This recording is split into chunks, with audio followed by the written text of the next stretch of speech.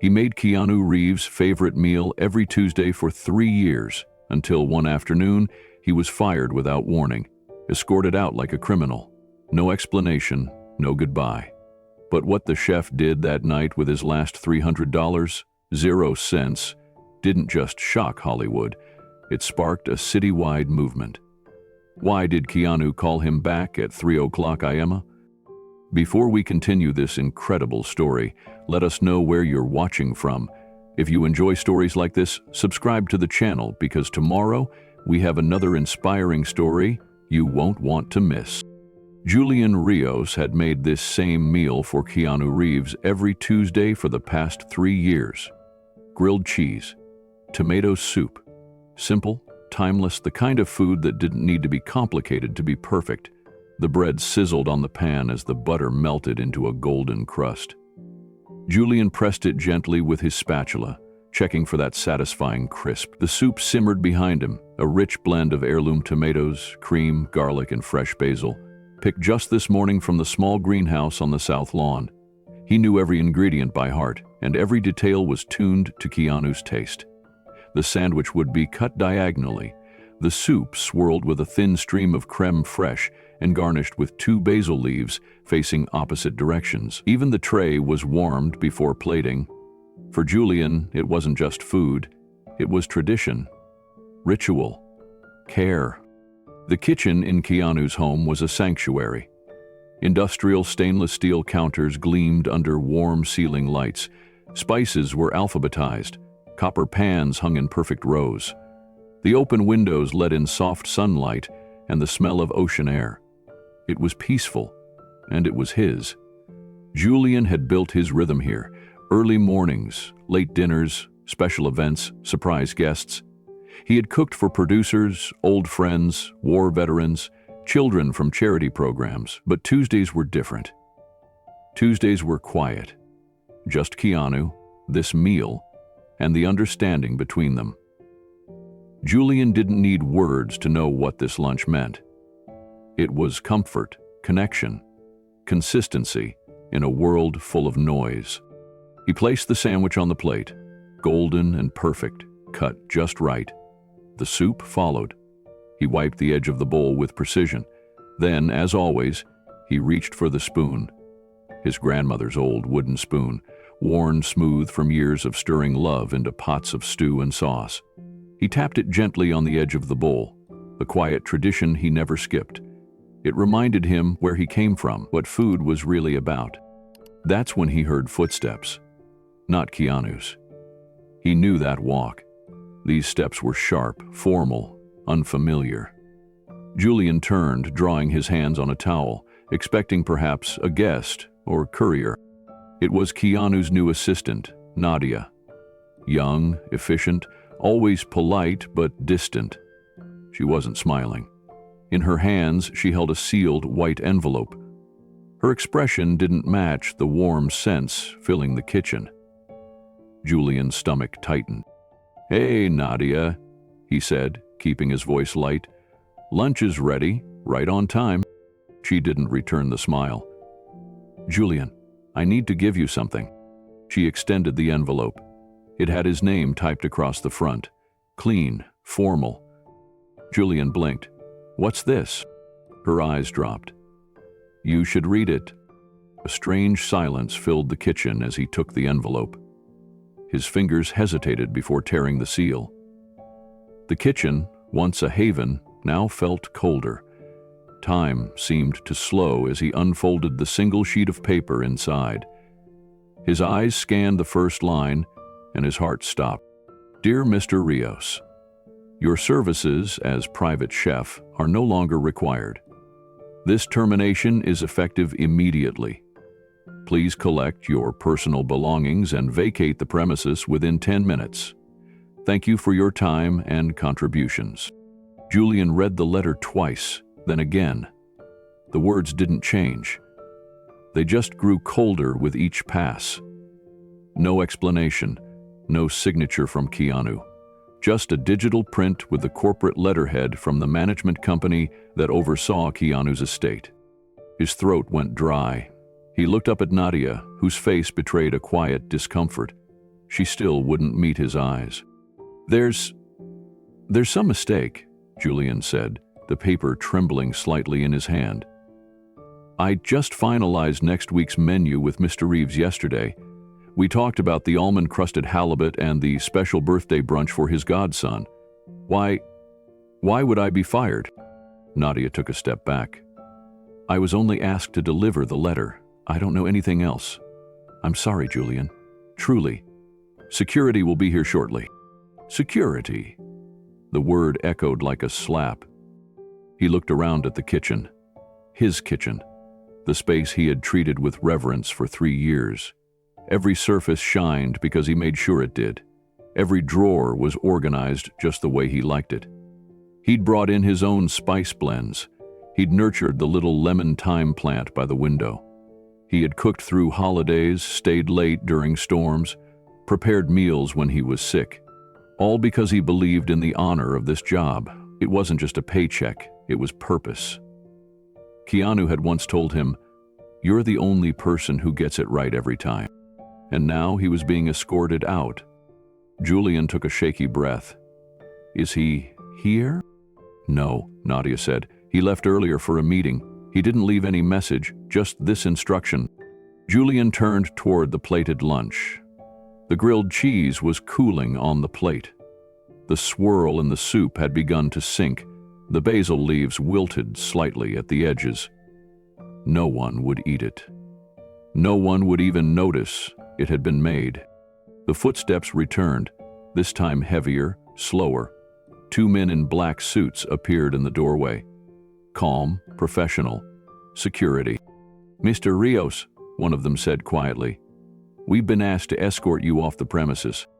Julian nodded slowly, dazed. Just let me get my things. The guard stood back. Nadia said nothing. Julian walked to the drawer beside the prep table. He pulled out his knife roll, each blade carefully wrapped.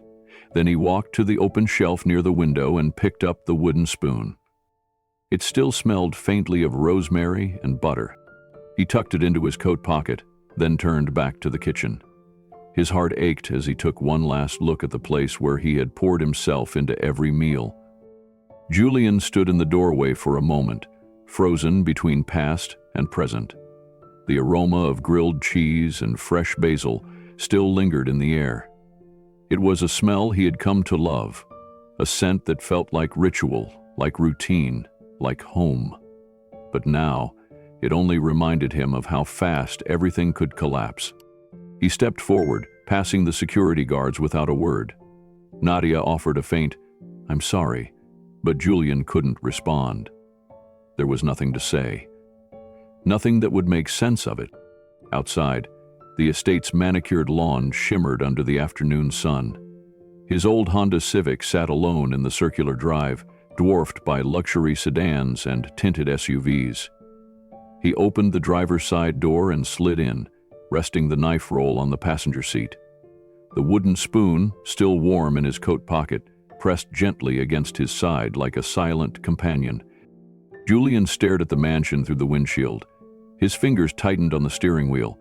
It felt impossible that just 30 minutes ago, he was slicing bread with steady hands, humming softly to the rhythm of his routine. He had no warning, no hint, not even a strange glance from Keanu. Just a cold letter and a 10-minute deadline. He didn't start the engine. Instead, he let the silence fill the car as memories rushed in, not of the firing, but of the first time he walked through those gates. 3 years earlier, broke and uncertain, he had been offered a chance few would ever dream of. Keanu hadn't been like other celebrity clients. He took interest. He asked about Julian's family, about his culinary school days, about the scar on his right forearm from a flaming sauté pan, and every Tuesday, without fail, he'd thank Julian for the meal. So why now? Why this? Julian reached into his coat and pulled out the letter. He read it again. Each word felt more impersonal than the last. No handwritten note, no explanation, just a dismissal. He wanted to scream, but there was no one to hear it. He wanted to cry, but the tears wouldn't come. There was only numbness. The only sound was the ticking of the car's dashboard clock. Julian exhaled, long and quiet. Then with slow hands he opened his phone and pulled up his banking app. The number blinked at him, $48,392.00. Enough for the down payment on the small space in Echo Park he'd been planning to turn into his restaurant, Mama Rios.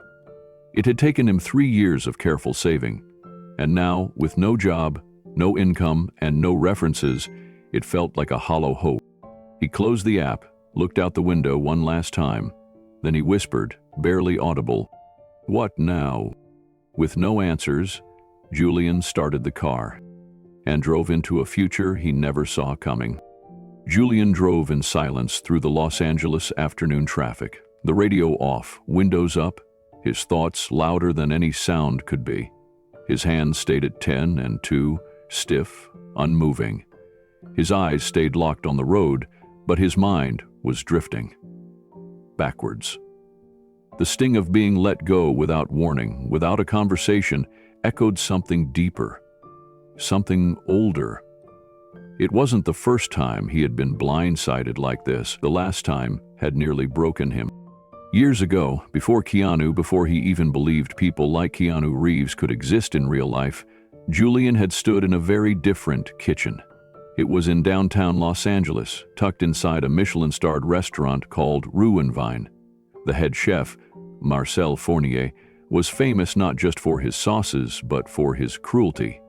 His temper was legendary. Julian had landed the position as a junior sous chef after graduating from culinary school, and for a while it had felt like he was climbing.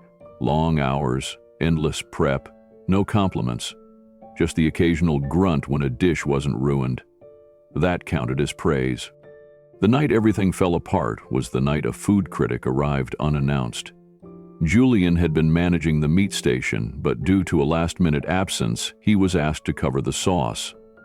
It was a high-pressure moment, but Julian didn't panic. He had prepared the reduction 100 times during training. Cream, white wine, lemon, garlic, shallots. He moved like he always had, focused, steady. But as the dish was plated, Julian noticed the sauce had split. The emulsion had failed. The color was off. Texture lumpy, wrong. He reached to stop the waiter, heart pounding. Chef Fournier snapped, "It goes out now. The critic waits for no one." Julian opened his mouth to object, but stopped.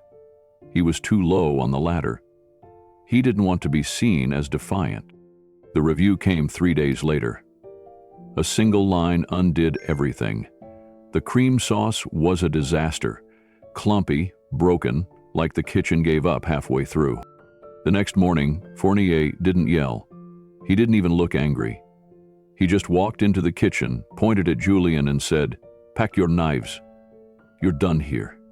No argument, no room for explanation. Julian stood frozen in his whites as the rest of the staff looked away. That moment stayed etched in him like a scar. He didn't just lose the job. He lost the apartment that came with the income. He lost his girlfriend, Ava, who said she couldn't do this anymore, citing his obsession with perfection and his unpredictable hours. She packed up while he was at a job interview and left nothing behind except a note that read, "You need more than dreams, Julian. You need a real plan." Julian had ended up on his old friend Mateo's couch, surrounded by cardboard boxes and takeout containers. The apartment was small, cluttered, and always smelled faintly like burnt popcorn. Mateo never complained about letting Julian stay, but the pity in his eyes was harder to stomach than the couch cushions digging into Julian's back each night. Days blurred together. He filled out online applications, walked miles handing out resumes to kitchens across the city, and waited for calls that never came. The food world was smaller than it seemed. Word spread fast. Everyone knew someone who worked at Ruinvine. Everyone had heard about the failed sauce and the fired junior sous chef. No one cared about the details. No one asked what really happened. Julian had become that guy, the one who blew it during a critic's visit. He spent nights replaying the mistake in his head.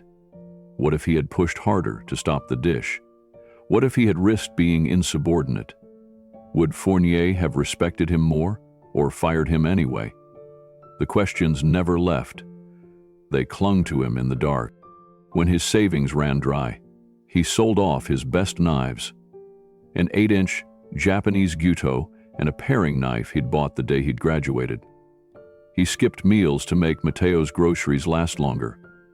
He even considered giving up cooking altogether. Maybe he could work at a grocery store or do catering gigs. Maybe the dream of owning his own restaurant had been foolish from the start. And then the phone rang. It was a Thursday morning, and Julian had just woken up to another rejection email. He almost didn't answer when the unknown number flashed on his screen. "Is this Julian Rios?"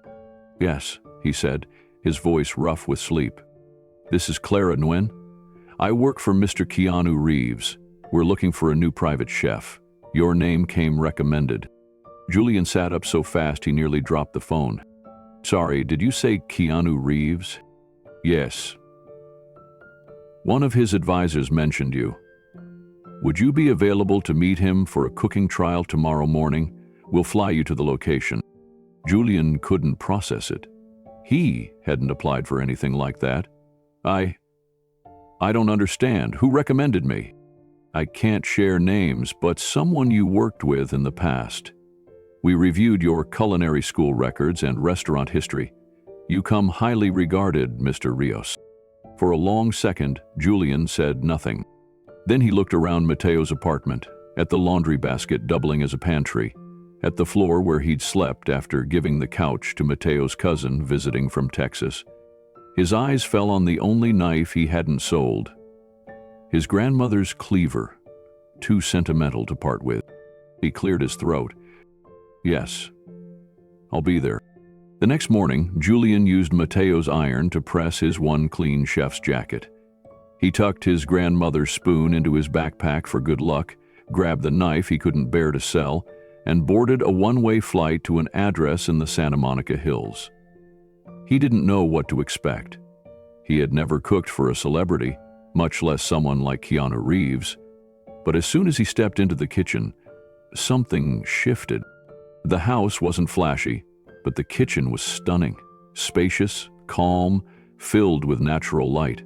And Keanu was nothing like Julian had imagined. He wasn't intimidating or distant. He introduced himself with a handshake and said, "You can call me Keanu. I hear you're good with grilled cheese." Julian had laughed, a little too nervously. "Yes, sir. If you like yours buttery, golden, and nostalgic." "Perfect," Keanu said. "Make me that." So Julian did. He worked like it mattered, because it did. He used the best ingredients in the fridge, melted the cheese just right, and paired it with a tomato soup he threw together on instinct. When Keanu took the first bite, he smiled. Not a polite smile, a real one. "This tastes like something my mom made when I was sick."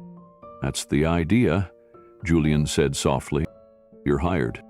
Those two words pulled Julian out of a spiral he thought he might never escape. The salary was more than generous. The hours were steady. But more than anything, Julian felt respected. Keanu didn't just want meals. He wanted meaning. Every dish was a conversation, a connection. He asked questions about flavor, about family traditions, about what made food memorable. Over time, Julian became more than an employee. He became part of the rhythm of Keanu's home. And now, all of that was gone. Again. Julian parked outside his apartment complex in Echo Park. It wasn't much. One room, old appliances, creaky floorboards. But it was his. He climbed the stairs slowly, every step heavier than the last. Unlocking the door, he entered to the familiar scent of rosemary and citrus. He dropped his knife roll by the couch and stood in the center of the room, not moving. It was quiet. Too quiet. He pulled the spoon from his coat pocket and turned it over in his hands. The wood was warm, smooth, familiar. It had survived the worst moments of his life and stirred the best meals he'd ever made. For 3 years, this apartment had felt like a stepping stone. Now, it felt like a dead end. He sat on the edge of his bed, placed the spoon on the nightstand, and stared at the blank ceiling. The old fears crept back in. Uninvited, familiar, unwelcome. Maybe this is who I am, he thought. A man who climbs, only to fall again. But in his chest, something small pushed back. Not yet. Not this time. Julian sat at his small kitchen table, the one with a scratch down the middle and a loose leg that wobbled if he leaned too hard. His laptop glowed in front of him, casting a cold white light across the otherwise dim room. On the screen was the document he'd opened every night for the past month. The draft lease agreement for a tiny storefront on Glendale Boulevard. The place he'd dreamed of turning into Mama Rios. He had named it after the woman who taught him everything, his grandmother Rosa. She had raised him while his mother worked double shifts. It was in her tiny kitchen in East Los Angeles that he first learned how to slice onions without crying, how to simmer broth low and slow, how to stir until your arm ached, because you don't stop loving a meal halfway through, mijo. Opening Mama Rios had never been about prestige or stars. It was about memory. It was about serving the kind of food that made people feel seen. He had a vision of the interior, warm tile, family photos, an open kitchen so the smell of garlic and cilantro could meet customers at the door. It wasn't much, but it would have been his. A place where every dish had a story. Now, the numbers on his banking app stared back at him. $48,392.17. The down payment was due in 6 days. He had planned everything to the dollar: rent, equipment, licensing fees, even a cushion for the first 2 months of operating costs. But that budget depended on one crucial thing: his job with Keanu. Without it, everything changed. He leaned back in his chair, exhaling hard. The walls of the apartment felt smaller, tighter, like they were closing in. He thought about calling the leasing agent, maybe asking for an extension. But what would he even say? I just got fired, but trust me, I'll figure it out? He ran a hand through his hair. It still didn't make sense. Keanu had never shown any signs of dissatisfaction. No complaints. Just days ago, they had shared a laugh over Julian's failed attempt at a vegan hollandaise. Keanu had called him the heart of this place. So how did he go from that to being thrown out with no explanation? The worst part wasn't the silence. It was the way it made him doubt everything. Maybe he wasn't good enough. Maybe he was just pretending he belonged in kitchens meant for better people. Bigger names, safer bets. His eyes drifted back to the lease. The blank signature line taunted him. Julian stood up and walked to the fridge. The old appliance let out its usual groan when he pulled the handle. Inside, it was mostly empty. A half-used stick of butter, a single red onion, a wedge of cotija cheese and wax paper, 3 eggs, a jar of homemade salsa he'd made 2 weeks ago, and a plastic container with leftover rice. Not exactly the start of a new business, but it was something. He stared at the contents for a long moment, then slowly pulled the items out, one by one. He placed them on the counter like puzzle pieces waiting to be assembled. No plan, just instinct. His grandmother had always told him, the soul of a cook is tested when the fridge is empty. Rosa could turn wilted greens and a dry potato into a meal that felt like celebration. Julian had watched her do it 100 times. He cracked the eggs into a bowl, beat them with a fork, and added the rice. He diced the onion with practiced speed, melted the butter in a pan, and let the mixture sizzle. The smell was familiar, comforting. He sprinkled in crumbled cotija, added a dollop of the salsa, and folded the dish together gently, a kind of impromptu arroz con huevo, poor man's comfort food. He plated it, not on one of the chipped plates from his regular set, but on the white porcelain one he saved for special nights. He sat at the table again, took a bite, and closed his eyes. It wasn't fancy, but it was honest, flavorful, warm. It reminded him of being 10 years old, sitting at Rosa's table after a long school day, watching her dance between the stove and the sink like a magician. He opened his eyes again, and the weight on his chest shifted. Not gone, but lighter. He pushed the plate aside, stood, and walked back to the laptop. The lease was still there. That blank signature line. That impossible date. Julian didn't click out of the document. Instead, he opened a new tab and searched Pop-up Permits Los Angeles. The results loaded quickly. A few articles, a city permit page, a checklist of requirements. It wasn't glamorous. It wasn't what he had planned, but it was something. He didn't need a storefront to start Mama Rios. Not yet. What he needed was a stove, some folding tables, a parking lot, and people willing to try his food. He had built a name for himself in silence, behind the walls of Keanu's estate. Now, maybe, it was time to step outside and let the world taste what he could do. The dream wasn't dead, it was just different now. Julian stayed up into the early hours of the morning. The city outside his window dimmed into silence, but his fingers moved fast across the keyboard.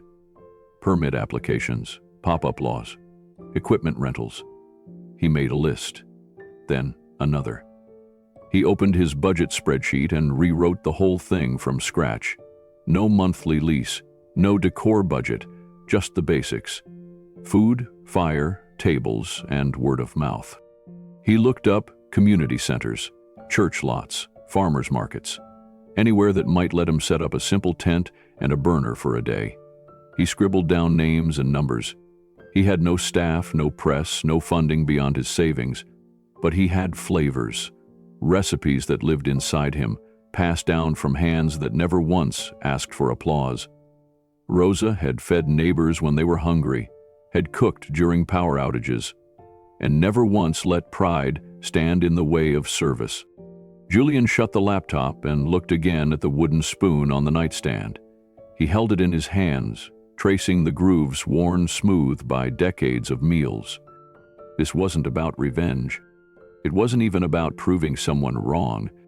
It was about proving something to himself, that he still had value, that he still had voice. He took out a notepad and began sketching his pop-up menu. It wasn't long or fancy, just 5 items. He would call it Mama Rios La Primera Noche, the first night. Rosa's chicken and lime soup, black bean tacos with charred corn salsa, cilantro rice with fire-grilled vegetables, egg, and cotilla breakfast bowl, arroz con leche with orange zest. The 5th item made him pause. He hadn't made that dessert in years. It was the first dish his grandmother taught him to make without a recipe. Because sweet things shouldn't be measured with rules, she used to say. He smiled, just a little. The next morning, the sun rose early and harsh. Julian hadn't slept, but he didn't care. He packed his bag with the spoon, the notepad, and his list of permit offices. As he opened the apartment door, his neighbor from across the hall, a retired bus driver named Ernie, was wheeling his garbage bin out. "You all right, Julian?" Ernie asked, noticing the tired eyes and stiff posture. Julian hesitated, then nodded. "Actually, I think I'm finally getting started." Ernie chuckled. "Then right, you got that look, like a man about to change everything." Julian gave a small smile. "I hope so." And as he stepped out into the morning light, he wasn't thinking about Keanu. He wasn't thinking about the silence or the letter or even the mansion kitchen he used to call home. He was thinking about fire, about rice, about the first bite someone would take and remember forever. The dream wasn't gone. It was just waking up in a different way. Julian woke to the sound of birds outside his window and the hum of traffic drifting in from the boulevard below. For the first time in days, he didn't feel heavy. He rose slowly, walked to the nightstand, and picked up his grandmother's spoon. It was smooth from decades of use, its surface stained from stews, salsas, and broths. It smelled faintly of smoke and garlic and thyme. As he held it in his hands, Rosa's voice echoed in his mind, clear as if she were standing beside him. "When you don't know what to do, feed someone." That phrase had guided her through the hardest chapters of her life. She cooked for neighbors who lost their jobs, for friends grieving the loss of loved ones, for strangers who came to the door with hunger in their eyes. She fed people when she had barely enough to feed herself. Food wasn't just survival for her. It was service. It was dignity. Julian stared at the spoon, and a wild, beautiful, irrational idea came to him. What if he cooked? Not for investors or influencers or critics, but for people, like the ones Rosa had always welcomed. What if he used part of his savings, not to launch a brand, but to honor the one thing that had never failed him? The healing power of food. He didn't need permits for that. He didn't need a business plan. What he needed was a burner, ingredients, and heart. Julian grabbed his keys and slung his backpack over his shoulder. The spoon went into the side pouch, right next to his worn leather wallet. He took the stairs 2 at a time, got into his car, and drove across town. Past the corner markets and fast food chains, straight to the upscale grocery store he used to shop at for Keanu. He hadn't been back there since the last time he picked up fresh basil and brioche for Keanu's birthday breakfast spread. The place was spotless, bright, and always playing soft jazz. He grabbed a cart and moved through the aisles with purpose. He filled it with organic tomatoes, thick-cut sourdough, 3 kinds of gourmet cheese, and hand-churned butter. He added rosemary, thyme, fresh cream, and bundles of green onions. He found crates of golden Yukon potatoes and plump avocados. In the bakery section, he picked artisan bread and warm, pillowy bolillos. At the last moment, he added 2 bars of dark chocolate and a container of dried hibiscus flowers, Rosa's favorite ingredients for her special tea. When he got to the register, the young cashier glanced at the cart, then back at Julian. "Big dinner party?" she asked. Julian smiled gently. "Something like that." The total came to $312.00 even. Julian didn't flinch. He slid his card into the reader, waited for the chime, and said softly, "Let's feed the city." Julian loaded the bags into the back of his car, the trunk straining with the weight of fresh produce and warm bread. As he closed the hatch, he paused for a moment, taking in the scent that wafted up. Cilantro, butter, and something unnameable that smelled like hope. He didn't have a plan for where this food would go. He just knew where it wouldn't go. Not to luxury kitchens, not behind guarded gates. This time, it would go to the streets that had raised him, to the corners where people lined up in silence, too proud to beg, but too hungry to pretend. He drove south, weaving through Koreatown, then east into Boyle Heights. The neighborhoods changed block by block, but the stories didn't. He passed tents, shopping carts, faces weathered by sun and fear. Every street lamp flickered with the same question, "Do you see me?" He pulled into the parking lot of St. Jude's Outreach Center, a small brick church with peeling paint and an old folding sign that read, "Free showers today, 11 a.m. to 3 p.m. Julian had volunteered here once, years ago. He remembered the woman who ran the kitchen, a no-nonsense former nun named Teresa who could turn canned beans into something close to holy. He stepped inside, carrying 3 of the heaviest bags. Teresa looked up from a folding table piled with paper plates. Her gray hair was pulled back into a tight bun. She squinted, then blinked in recognition. "Julian Rios?" He nodded. "Hey, sister. I thought you were cooking for the movies now." "Not anymore," he said. She didn't ask why. She just looked at the bags. "What's all this?" "A meal," Julian replied, "for anyone who needs it." She crossed her arms. "You got permits?" "No." "You got a team?" "No." "You got a kitchen?" He smiled. "Yours is cleaner than most restaurants I've seen." Teresa stared at him, silent for a beat. Then she turned, walked to the swinging doors that led to the back, and waved her hand. "Well then, get in here. We've got work to do." The kitchen was small, 2 burners, a slow oven, dented pans, but it smelled like soup and soap and something older than time. Julian unpacked his ingredients, lined them across the counter, and unrolled his knife kit. He pulled out the wooden spoon and laid it beside the cutting board. By the time the volunteers started arriving, he had already roasted the tomatoes, caramelized onions, and begun steeping the hibiscus for tea. The space filled quickly. Some homeless, some elderly, some simply lonely.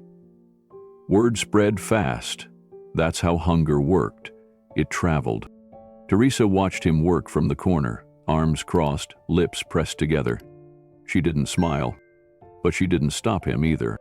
By noon, the line outside St. Jude's had doubled. Word had spread on the street like wildfire. A real chef, someone who used to cook for the stars, was serving a hot, homemade meal, no questions asked. Julian stood behind the folding table, apron dusted with flour and herbs.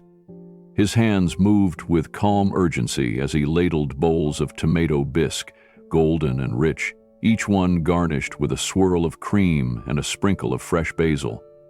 He placed thick grilled cheese sandwiches beside each bowl, crisped to perfection in butter, oozing with aged cheddar and Monterey Jack.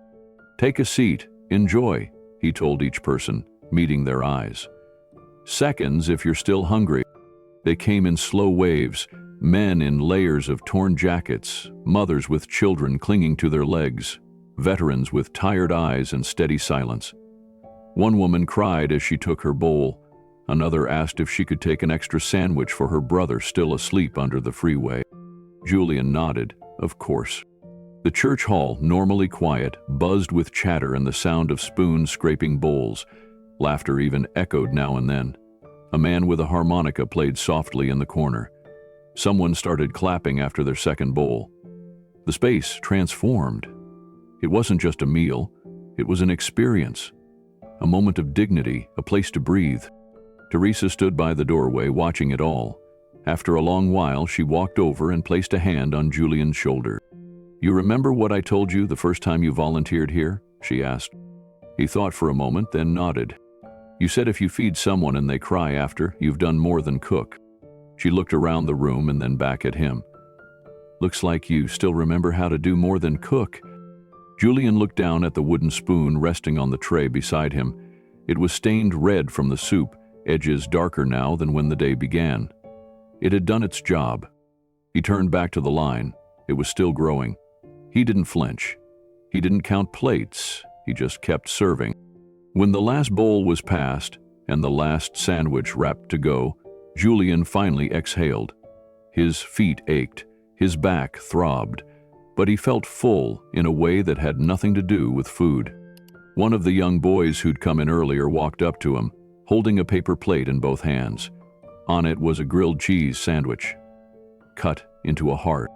"This is for you," the boy said shyly, "in case you're hungry too." Julian knelt down, eyes misting. He took the plate gently and smiled. "I am now," he whispered. Outside, the sun had begun to set over Los Angeles, painting the sky with orange and rose, and in the middle of a forgotten neighborhood, with one wooden spoon and one wild idea, something had begun to stir, far greater than hunger. Julian stood at the whiteboard in his apartment, a marker in one hand and a bowl of cold rice in the other. The rice was dinner, the board a blueprint.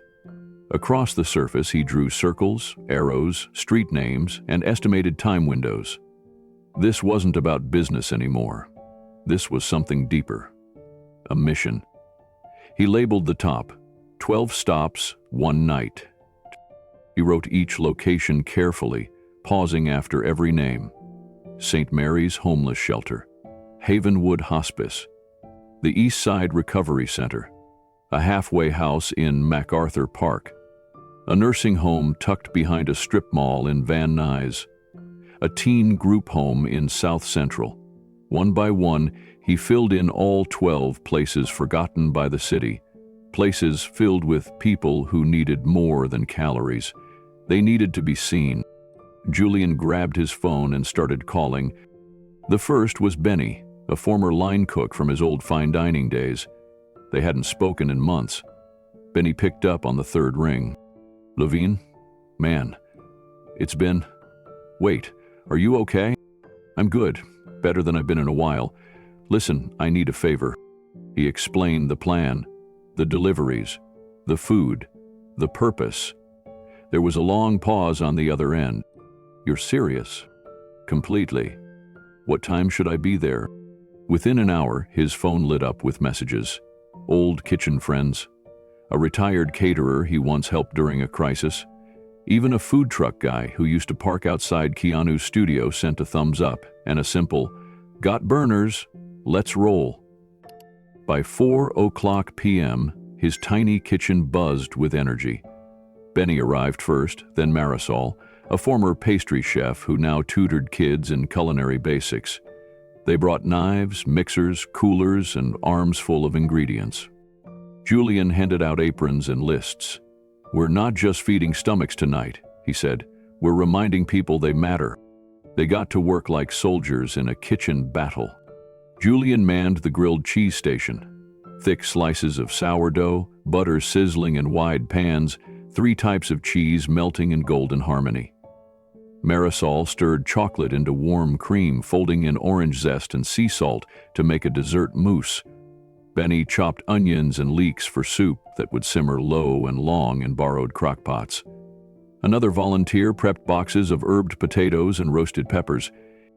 There was music playing softly in the background, but it was the rhythm of knives on cutting boards, spoons in pots, and timers beeping that set the tone. No one spoke much. They didn't need to. Every person in that room had fed people for a paycheck. Tonight, they were feeding people for something else. Love. Maybe redemption. Maybe both. By late afternoon, Julian's apartment had transformed into a culinary battlefield. Every surface was covered. Steam filled the air. Music played faintly from his old speaker instrumental guitar, just loud enough to keep the rhythm moving. He had set up extra folding tables, stacked trays across every countertop, and cleared a path from the kitchen to the front door so he wouldn't trip over supplies. 2 pots of tomato bisque simmered on the stove. The scent of garlic, basil, and roasted Roma tomatoes filled the apartment. In the oven, batches of rosemary potatoes roasted beside trays of cinnamon-dusted arroz con leche cooling on the windowsill.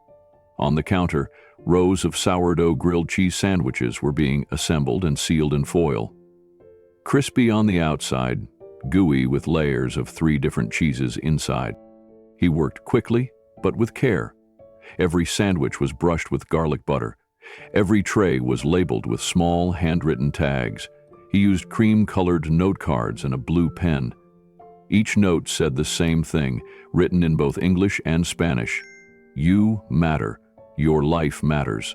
This meal was made with love. He didn't stop to check the time until his phone buzzed. A text from Teresa. The group home in Boyle Heights is ready for your delivery tonight.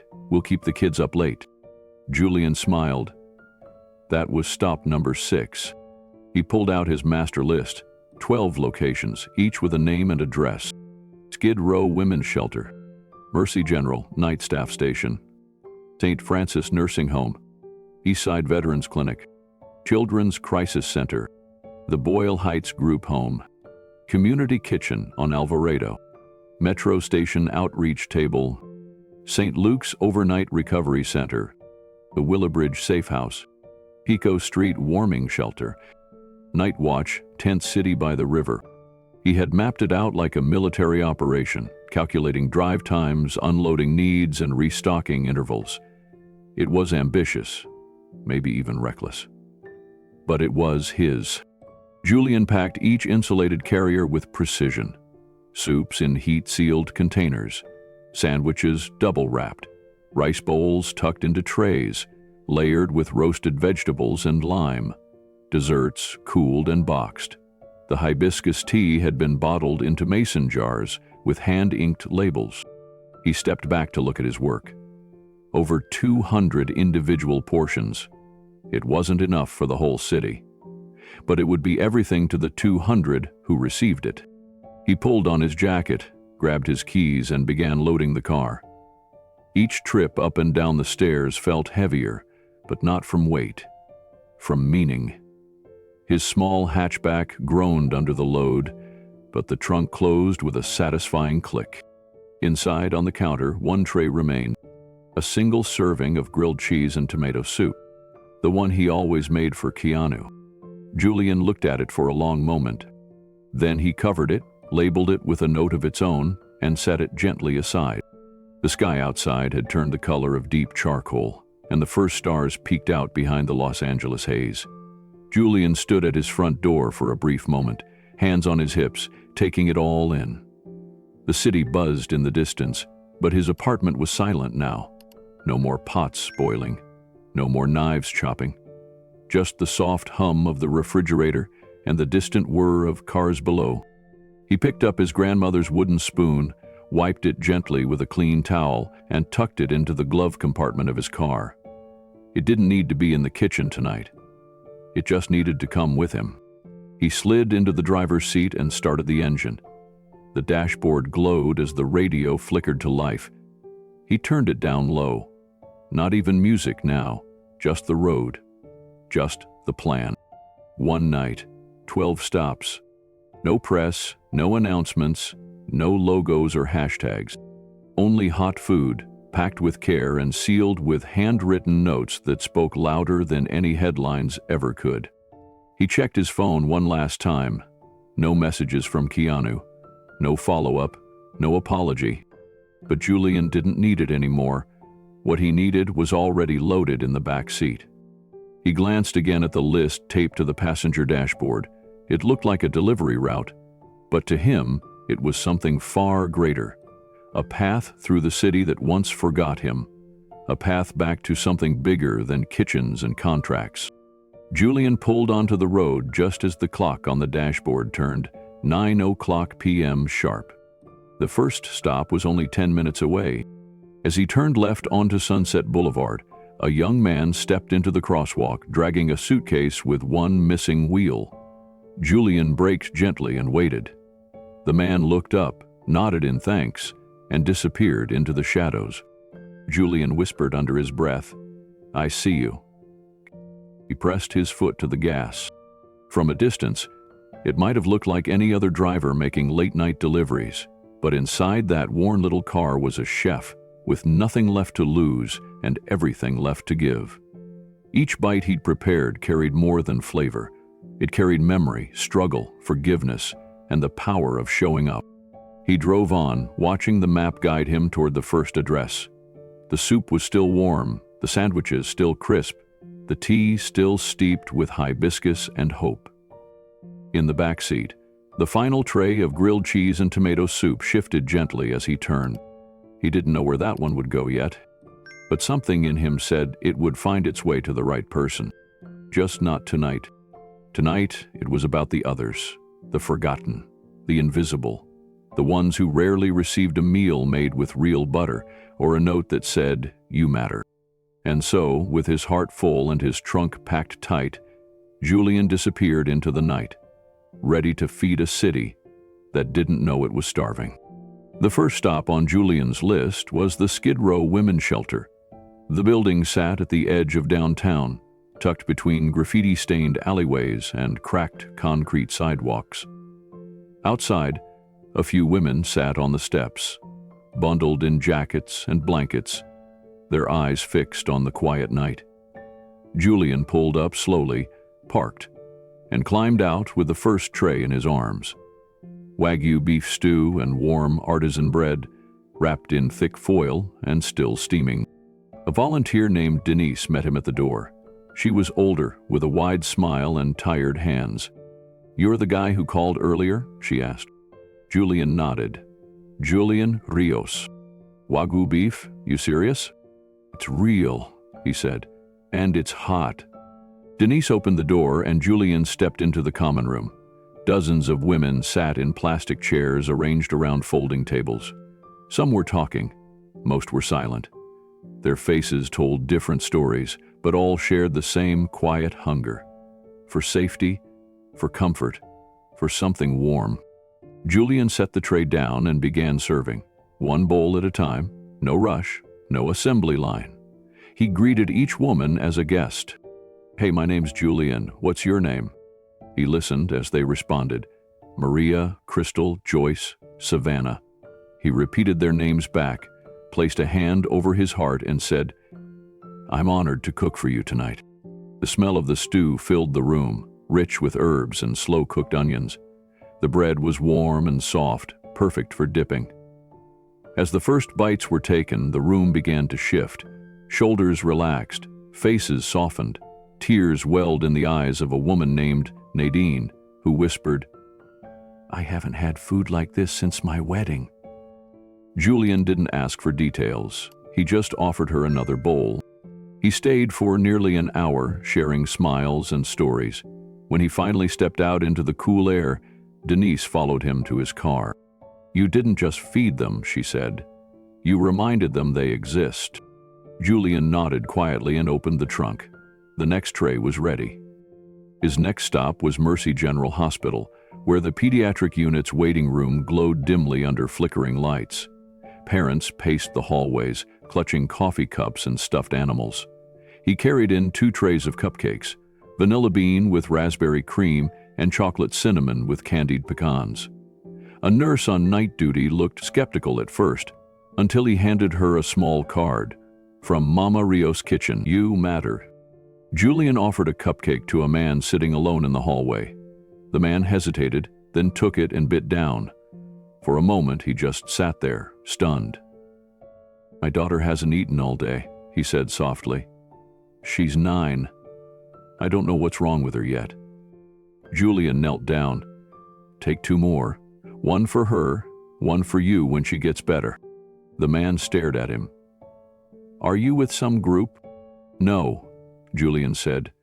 "I'm just someone who remembers what it's like to be forgotten." From the hospital, Julian made his way to the St. Francis nursing home. The air outside had turned colder, the streets quieter. It was close to midnight now, and most of the city was asleep. But inside the nursing home, the lights in the recreation room still glowed softly. A few elderly residents were awake, some watching an old Western movie, others sitting quietly with blankets over their laps. Julian entered through the back entrance, greeted by a sleepy nurse named Carla, who had just clocked into the night shift. She blinked in surprise when he wheeled in a cart covered in silver trays and sealed jars. "What is all this?" she asked. "A midnight meal," Julian said. "Comfort food, made fresh." She stared at him for a moment, then stepped aside to let him in. Julian unpacked the trays. Creamy potato leek soup, warm rolls with rosemary butter, soft tamales filled with squash and black beans, and small jars of hibiscus tea. He moved table to table, introducing himself gently, asking for names, offering each guest a bowl with care. Some were too tired to speak. Others lit up at the sight of food. An elderly woman named Ruth cupped her bowl with trembling hands and whispered, "My husband used to make soup like this." A man with cloudy eyes named Bernard said, "You remind me of my grandson. Haven't seen him in years." Julian sat with them. He didn't rush to the next stop. He stayed long enough to make sure every hand had something warm in it. When he finally stood to go, Ruth tugged gently at his sleeve. "You're not from a church?" "No, ma'am." "Then why are you here?" Julian paused. "Because when my grandmother was alive, she fed anyone who needed it. Tonight, I just wanted to be like her." Ruth smiled softly. "Well, you are." Outside, Julian wiped his eyes on his sleeve and loaded the empty trays back into his trunk. The next stop was a women's shelter in Lincoln Heights. The parking lot was quiet, but the building glowed from within. He knocked gently, was buzzed inside, and greeted by a staff member named Layla. He explained his purpose. Layla blinked. "No one ever brings food this late," Julian replied. "People are still hungry this late." He set up sandwiches, hot rice bowls, and chocolate chip cookies on the kitchen counter. The women filed in quietly, most unsure of what to say. Julian made eye contact with each one, offered a warm smile, and said, "Welcome." "There's enough for seconds." A young woman with 2 kids whispered, "You made this yourself?" He nodded. My sons never had soup that didn't come from a can. Julian knelt and handed the boy a cookie shaped like a star. Tonight's different, he said. Tonight, this is all for you. Julian's next delivery brought him to a youth home just outside Echo Park. It was nearly 1:30 a.m. and the neighborhood was silent, the kind of silence where every step echoes louder than expected.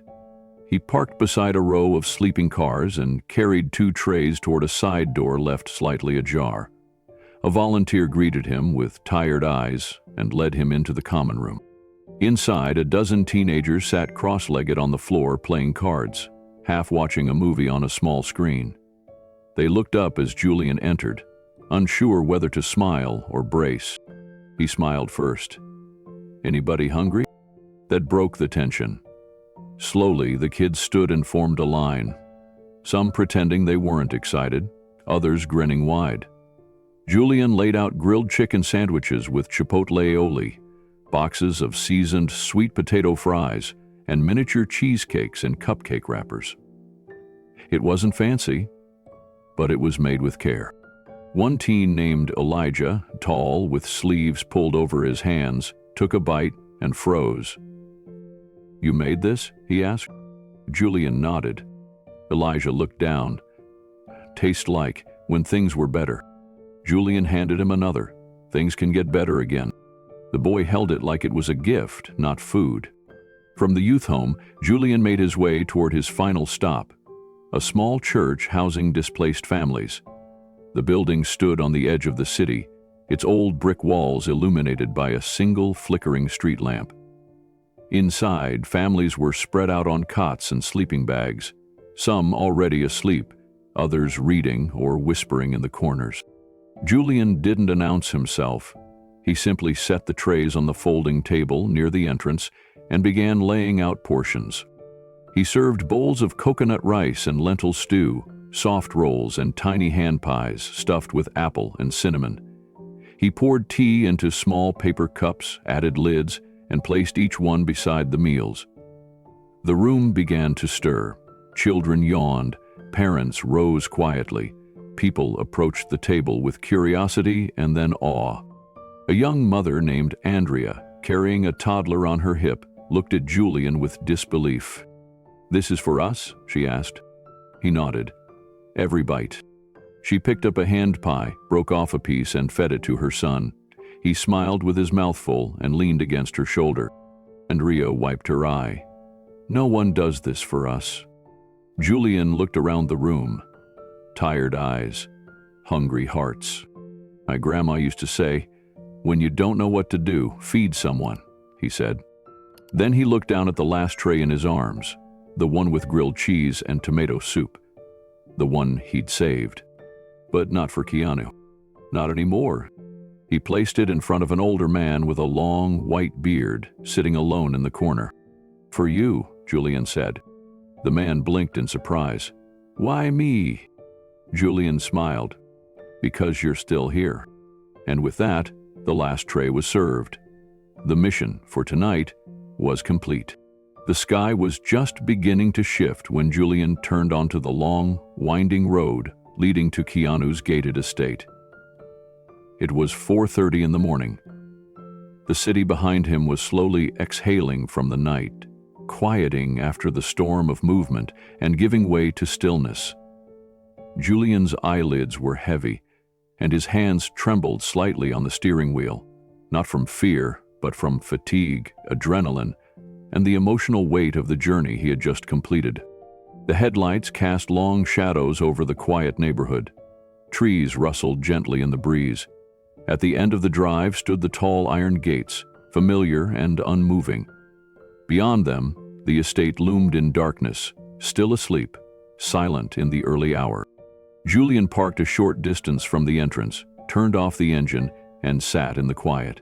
His car still smelled like roasted garlic and cinnamon. The back seat was empty now. Every tray delivered, every note passed along. Except for one. He reached to the passenger side and gently lifted the final meal, a carefully wrapped grilled cheese sandwich and a thermos of tomato soup. Still warm, still sealed. The same meal he had made every Tuesday evening for 3 years. The ritual that once connected two very different men. One, a world-famous actor. The other, a man who just wanted to cook with purpose. He stepped out of the car and walked slowly toward the gate. The air was cold against his skin. He wore no coat, only his black chef's jacket stained from the night's labor. He didn't mind. There was something fitting about showing up as he was, tired, unpolished, but full of heart. At the base of the stone mailbox, he cleared a small spot and carefully set the meal down. The thermos leaned against the sandwich container. Balanced atop it was a single cream-colored envelope, sealed with a small piece of tape. He paused, letting his fingers rest on the paper, then pulled them away. He had thought long and hard about what to say. He didn't want to accuse, didn't want pity. What he wrote wasn't about anger or closure. It was about truth. Inside the envelope was a short, handwritten note. "This is the meal I always made with love. Tonight I remembered why I started cooking. Not for a job, for people, for connection. Thank you for unknowingly reminding me. Julian." He stood there for a moment, staring at the gate. He didn't expect anything. Not a light to turn on, not a voice to call out. That wasn't why he'd come. He just wanted the last plate to go to the one who had, without knowing it, ignited a fire in him again. Not as a boss, but as a mirror. Someone who had reminded him, through pain, what purpose looked like. Julian stood in silence, the cool morning wind brushing against his cheeks. The world was still wrapped in pre-dawn gray. The birds hadn't started singing yet. The streets were empty. Even the streetlights seemed hesitant to shut off, casting faint halos on the pavement. It was the kind of stillness that only happened just before the day stretched away. He looked once more at the meal sitting at the gate.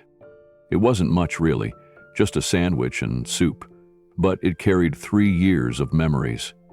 It carried late nights in Keanu's kitchen, experimenting with ingredients to get the perfect balance of cheese and butter.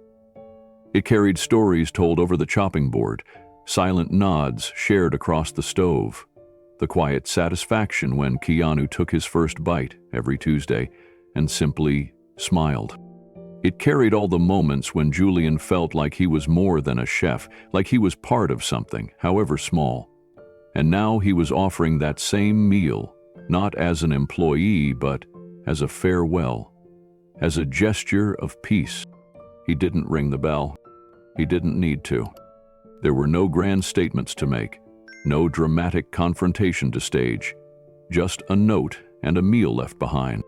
Julian turned slowly and walked back to his car. His legs ached, his hands were sore, his back burned from hours hunched over counters and stovetops, but his spirit felt strangely light. He slid into the driver's seat and shut the door gently, like trying not to wake someone in the next room. He looked at the gate through the windshield one last time, and he started the engine. The tires rolled softly across the pavement as he pulled away. No destination in mind. No plan beyond getting home and maybe sleeping for a few hours. As he turned the corner and the estate disappeared from view, Julian didn't feel regret. He didn't wonder whether Keanu would find the meal or read the note. That wasn't the point. The point was that he had said something that needed saying, not through confrontation, but through creation. Not with raised voices, but with food. He had fed the city, and now, in a quiet final gesture, he had fed the man who unintentionally reminded him why he ever picked up a spoon in the first place. Julian took a deep breath as he merged back into the sleeping streets of Los Angeles.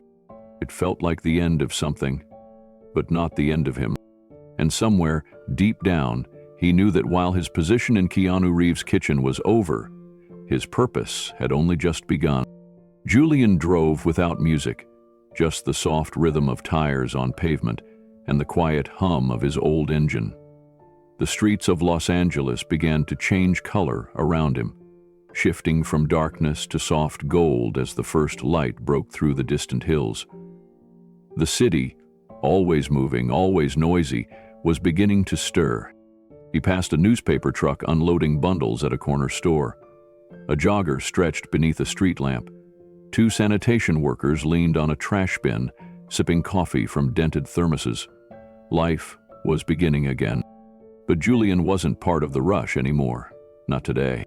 He turned onto a quiet side street and pulled into a gas station.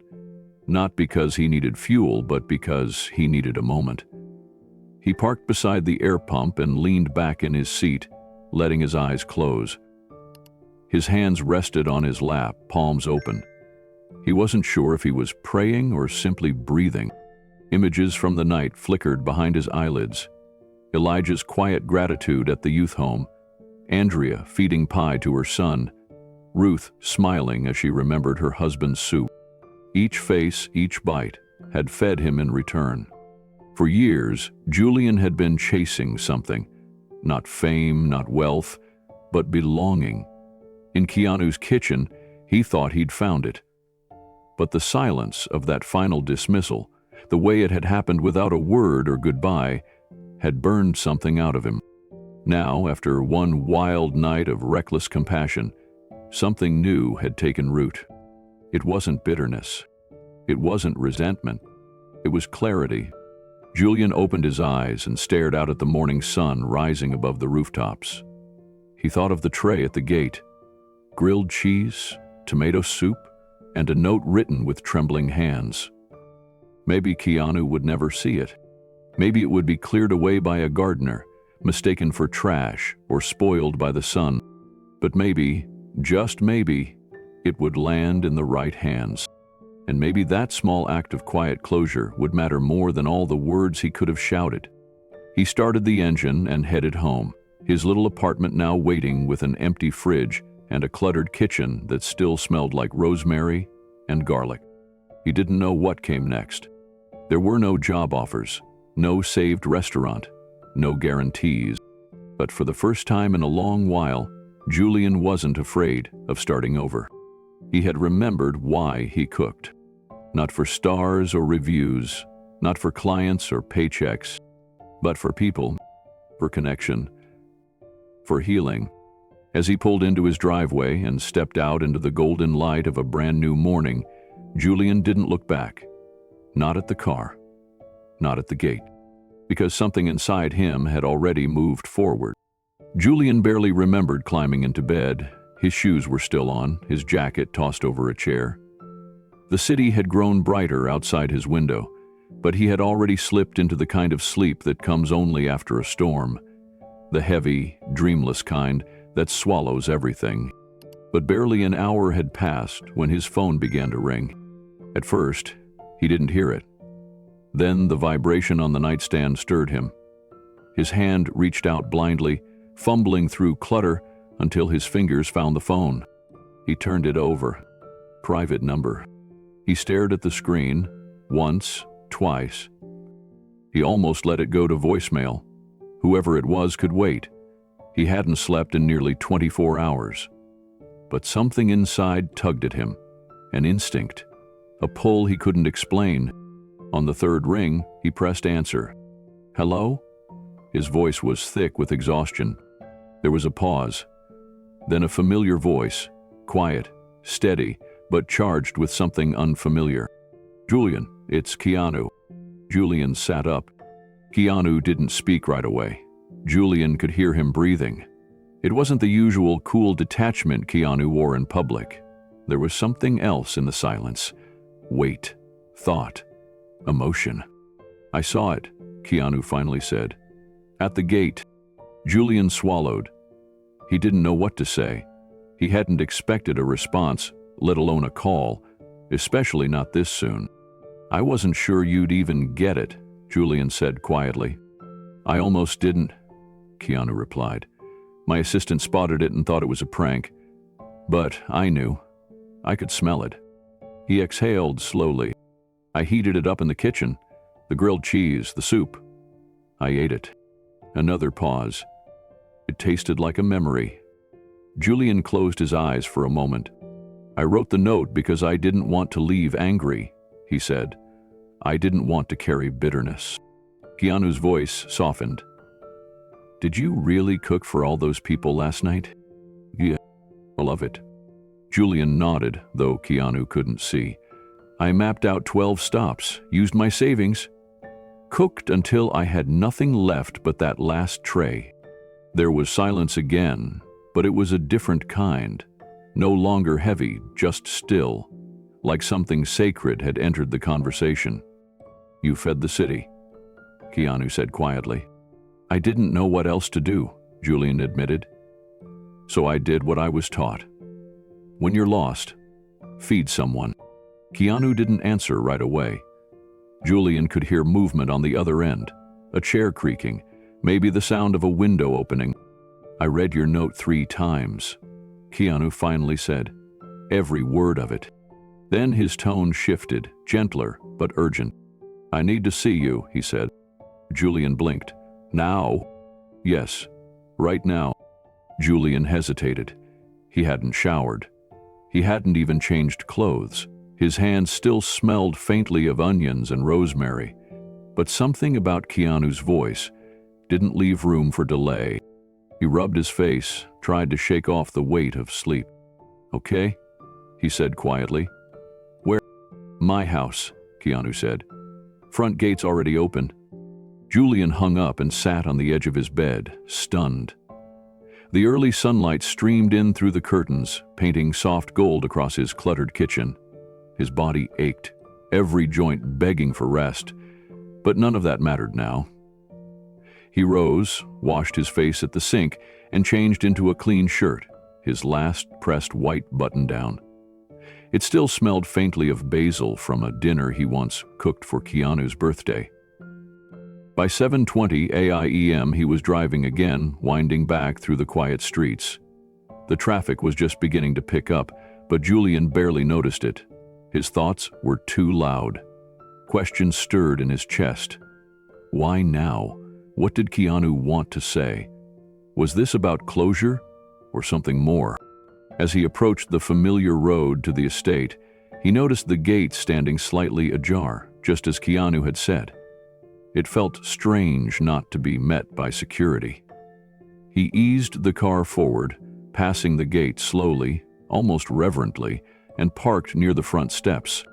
The door was already open. Julian stepped out, the morning air cool against his skin. He walked up the stone path and paused at the threshold. Keanu stood just inside, dressed in jeans and a gray t-shirt, barefoot, holding a half-drunk cup of coffee. He looked tired, not in the way Julian felt, but in the way a man looks when he's carried too many questions through too many sleepless nights. For a long moment, neither spoke. Then Keanu stepped aside and gestured toward the living room. Come in. Julian nodded and crossed the threshold. It felt like returning to a place you once called home, only to find the furniture rearranged and the air different. Familiar, but distant. They sat across from each other. The silence was heavy, but not uncomfortable. I owe you an explanation, Keanu said finally, about what happened. Julian didn't interrupt. I didn't fire you, Keanu said. Julian blinked. What? I mean, I didn't ask for you to be let go. I found out only afterward. My new assistant made the call based on a budget review meeting. She thought she was streamlining, thought she was helping. I was away on a shoot. I didn't know until I got back last night. Julian stared at him, stunned. So, you didn't know I was gone? Keanu shook his head. Not until I saw the gate and the tray. Julian leaned back, the truth hitting harder than expected. All this time, he'd assumed it had been cold, calculated, maybe even personal. But it had been neither. It had been a miscommunication. A careless one, yes, but not malicious. I thought I wasn't needed anymore, Julian said quietly. You were always needed, Keanu replied. But after what I saw last night, I think maybe the world needs you more. Julian looked up. Keanu's eyes were tired but sincere. Feeding the forgotten, that's not something you do because you lost a job. That's something you do because you found something bigger. The room fell silent again. And then Keanu asked, "What if we did more?" Julian blinked. "More?" "I need your help," Keanu said. "And not just in the kitchen. I want to talk about something. A different kind of table, one with more seats." Julian sat across from Keanu in the same room where they'd once discussed menus, planned surprise meals for guests, even shared quiet late-night conversations over leftover desserts. But now, the space between them held a different kind of weight, one shaped by silence, misunderstanding, and something deeper than either of them had expected. Keanu leaned forward, elbows on his knees, his hands clasped tight. "There's something I need to say," he began. Julian waited, calm but attentive. He hadn't come for explanations, but he was ready to hear whatever needed saying. Keanu looked up, eyes full of regret. "When I got back from New York last week, I was told you had been let go. No details, just that it was a necessary step based on some concerning behavior. I didn't understand it, but the staff seemed convinced. They told me you'd been caught using high-value ingredients for personal use, that you'd possibly been taking things home." Julian's brow furrowed. "What?" Keanu nodded. "I didn't believe it at first, but the assistant showed me an internal report. Inventory missing. One of the delivery suppliers even backed it up. It felt coordinated. I didn't want to believe it, but I also didn't want to take chances if something was happening behind my back." Julian's heart sank. The betrayal cut deeper than the firing. Someone had lied, crafted a story to make him look guilty. "I never took anything," Julian said quietly. "Everything I used was accounted for. Every ounce of butter, every tomato, every herb." "I know that now," Keanu said. "Last night, after I saw the tray at the gate, I couldn't sleep. I pulled the logs, the receipts. I asked security to pull footage. And what we found..." He shook his head. Of the delivery men, a supplier we've trusted for years, was skimming product, adding small extras to invoices, blaming the overages on you. He was moving ingredients into his van before entering the kitchen. Caught. Red hand. Julian leaned back, stunned. "It was never you," Keanu said. "You were just the easiest to blame." There was silence between them. Not cold silence, the kind that arrives when a wound is finally named. Keanu's voice cracked slightly. "I fired a good man for no reason. I didn't even give you a chance to explain. I didn't ask, I just acted." Julian looked at him, not with anger, not with bitterness, with calm. "Last night changed me," he said simply. Keanu blinked. "You're not angry?" Julian paused. "I was, for a moment, but then I saw Ruth smile when she tasted soup. I saw a little boy at the youth center lick frosting off his fingers like it was the best cupcake in the world. And suddenly, I wasn't angry anymore." Keanu sat back, absorbing the weight of those words. They stung, but in the way truth always does when it wakes you up. "You spent your final paycheck feeding strangers," Keanu said, almost in disbelief. Julian gave a small smile. "Not strangers, just people who hadn't been seen in a while." Keanu stood up and began pacing slowly. The guilt in his posture was obvious, but there was something else beginning to surface, an idea forming behind his eyes. "I've been thinking about something," he said, voice quieter now. "After reading your note, after realizing what really happened." Julian looked at him, curious. "I've spent most of my life trying to make things better behind the scenes," Keanu said. "Donations, foundations, showing up quietly when people need help. But I saw what you did with a spoon and $300, 0 cents. No press, no plan. You just did it." He turned and faced Julian directly. "And I started wondering, what if I've been doing it wrong? What if the world doesn't just need money or awareness? It needs meals, presence, people sitting across from each other, actually seeing each other." Julian raised an eyebrow. What are you saying? Keanu walked to a nearby cabinet, opened it, and pulled out a folded piece of paper. He handed it to Julian. Julian unfolded it slowly. It was a sketch.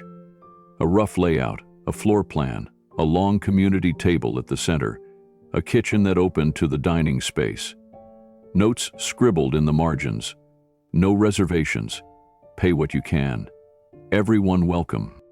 Julian stared at it, stunned. You drew this? Keanu nodded. Last night, after your note. He sat back down. I want to fund something different. Not just a restaurant, a space, a movement, a table with more seats, where people eat side by side, homeless, wealthy, sick, lonely, tired, joyful, no distinctions. Julian looked up, emotion tightening his throat. You want me to run this? I want you to design it, Keanu said, to lead it, make it real. Julian set the paper down, his fingers trembling. I was days away from giving up on that dream, he said. Mama Rios, my tribute to my grandmother?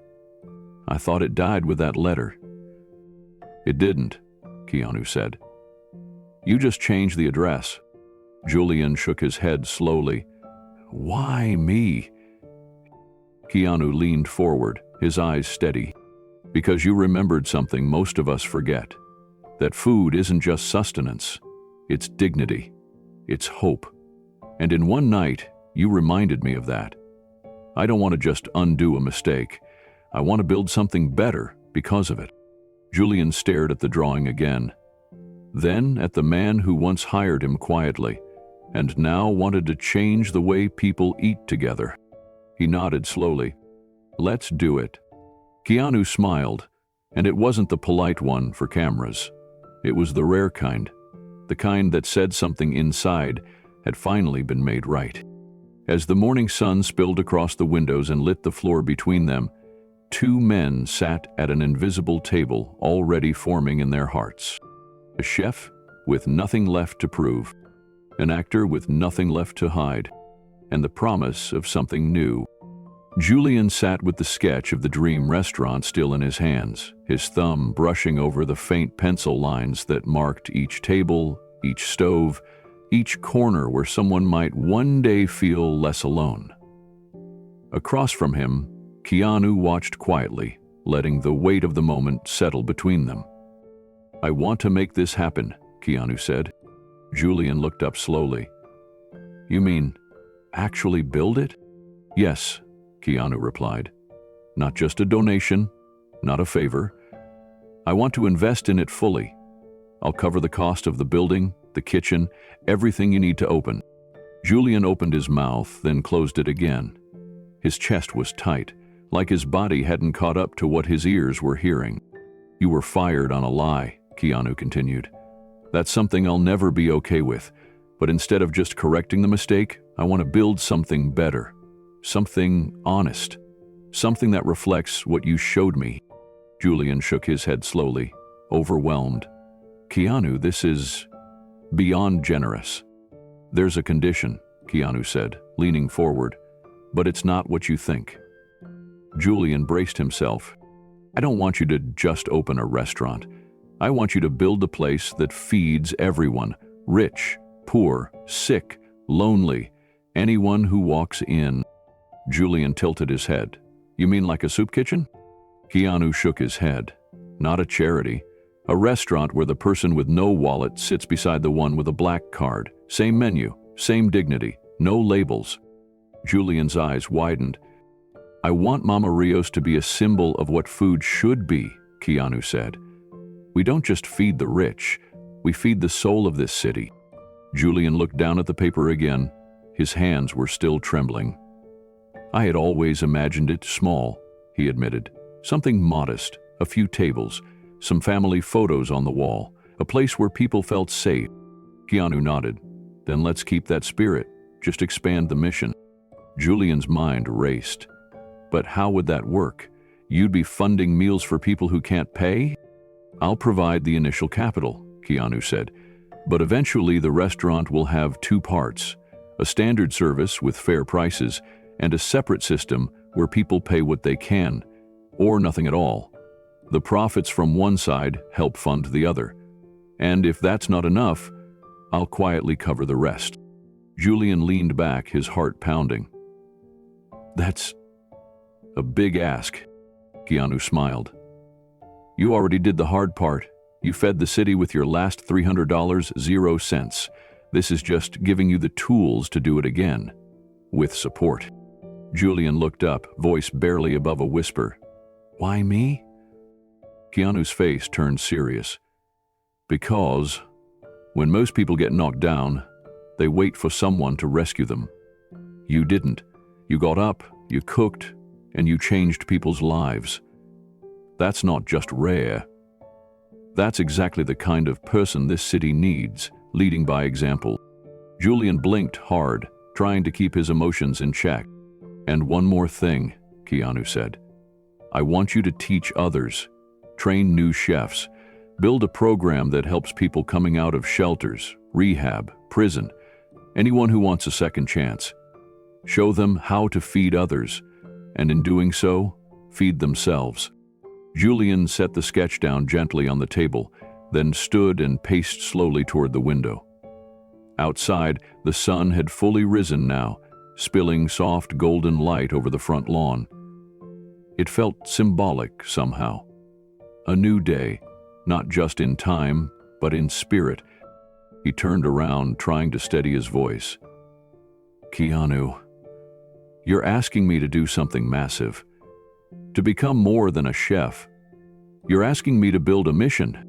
Keanu nodded. Yes. And I believe you're ready. Julian chuckled, but it was quiet and laced with disbelief. Just yesterday I was cooking grilled cheese in a kitchen the size of a closet. Now you're handing me the keys to a revolution? Keanu smiled, but didn't argue. Julian stepped closer, resting a hand on the back of the chair. You know what scares me the most? That I might actually be able to do it? That I might be capable of more than I ever allowed myself to believe? Keanu leaned forward, his voice soft. That's what makes you the right person. Julian closed his eyes for a moment. His grandmother's voice floated through his memory. When you don't know what to do, feed someone. It wasn't just a rule for cooking. It was a rule for life. He opened his eyes. I want to call it Mama Rios, he said. But not just for her. For every mama who ever cooked a meal they couldn't afford. Just to make someone feel seen. Keanu nodded. That's the name. Julian exhaled. I'll need help. A team. Equipment. Permits, training materials, outreach programs. You'll have it, Keanu replied without hesitation.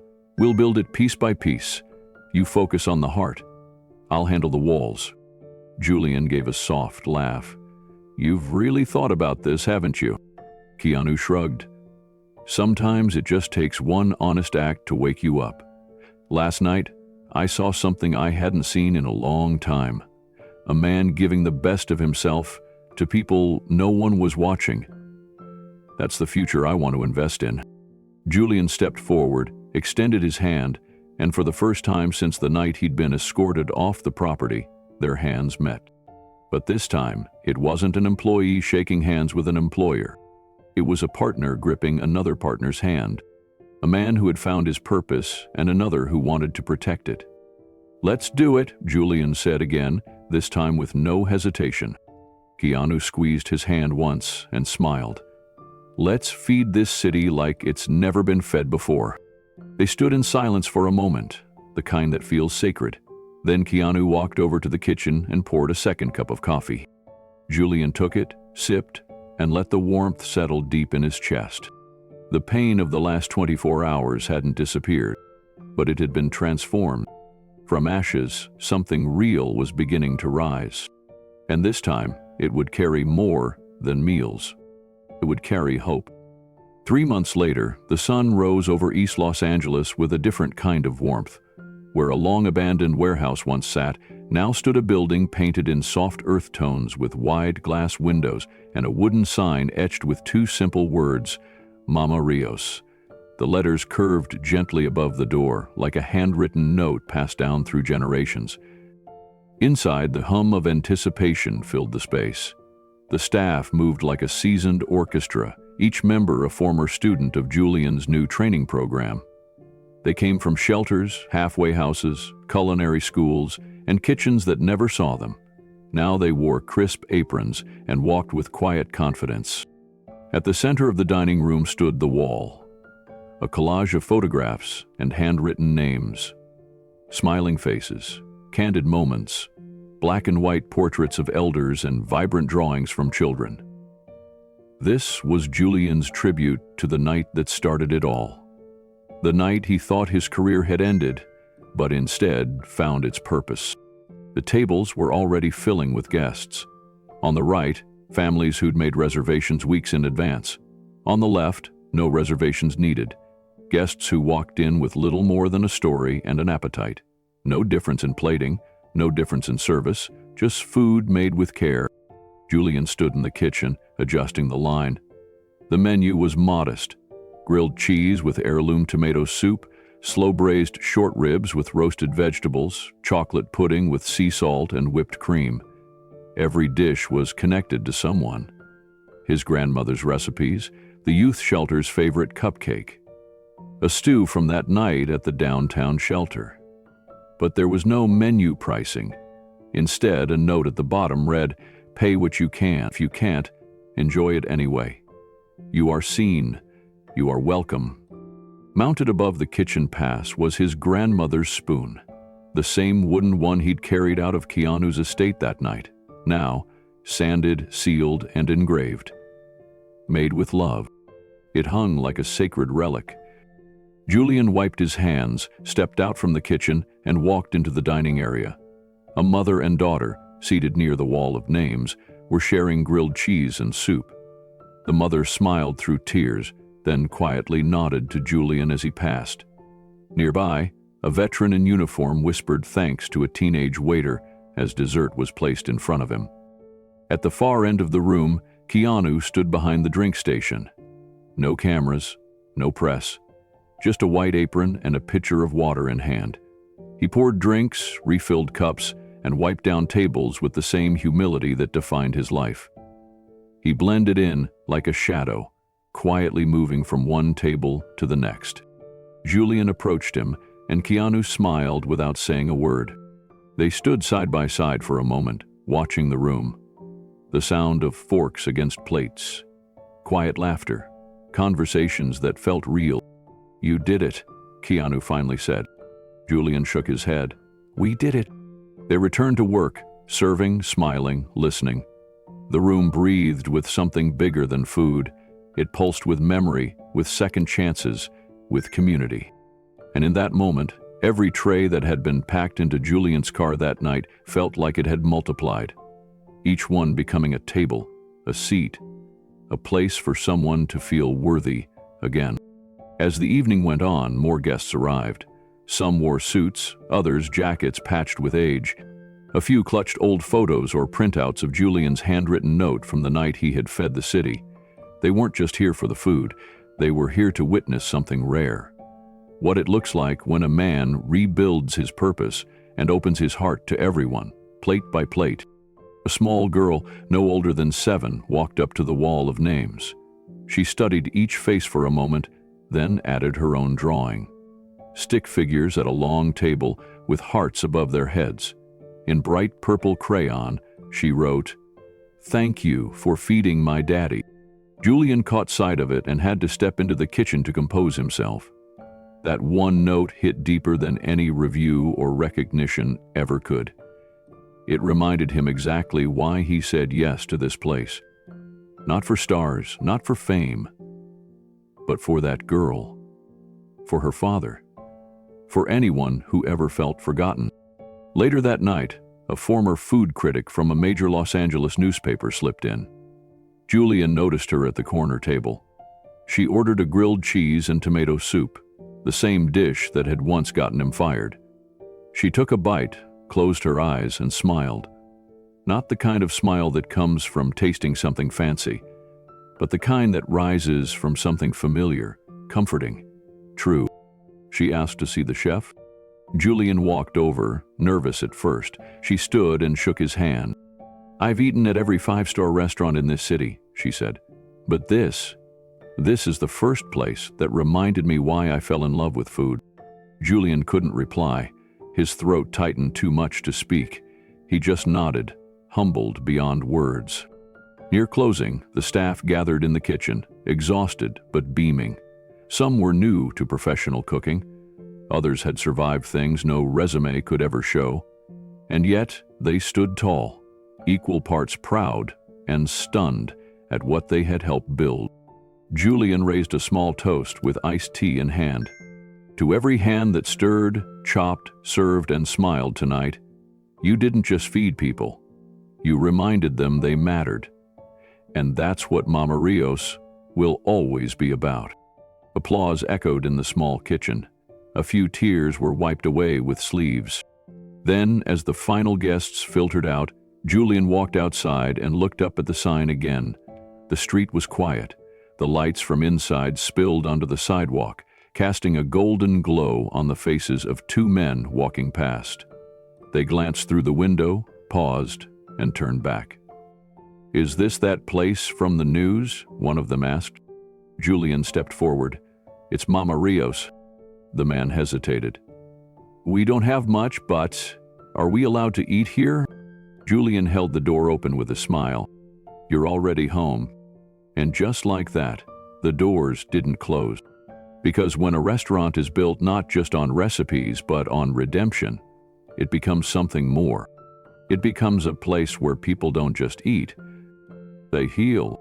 The story of Mama Rios spread faster than Julian ever imagined.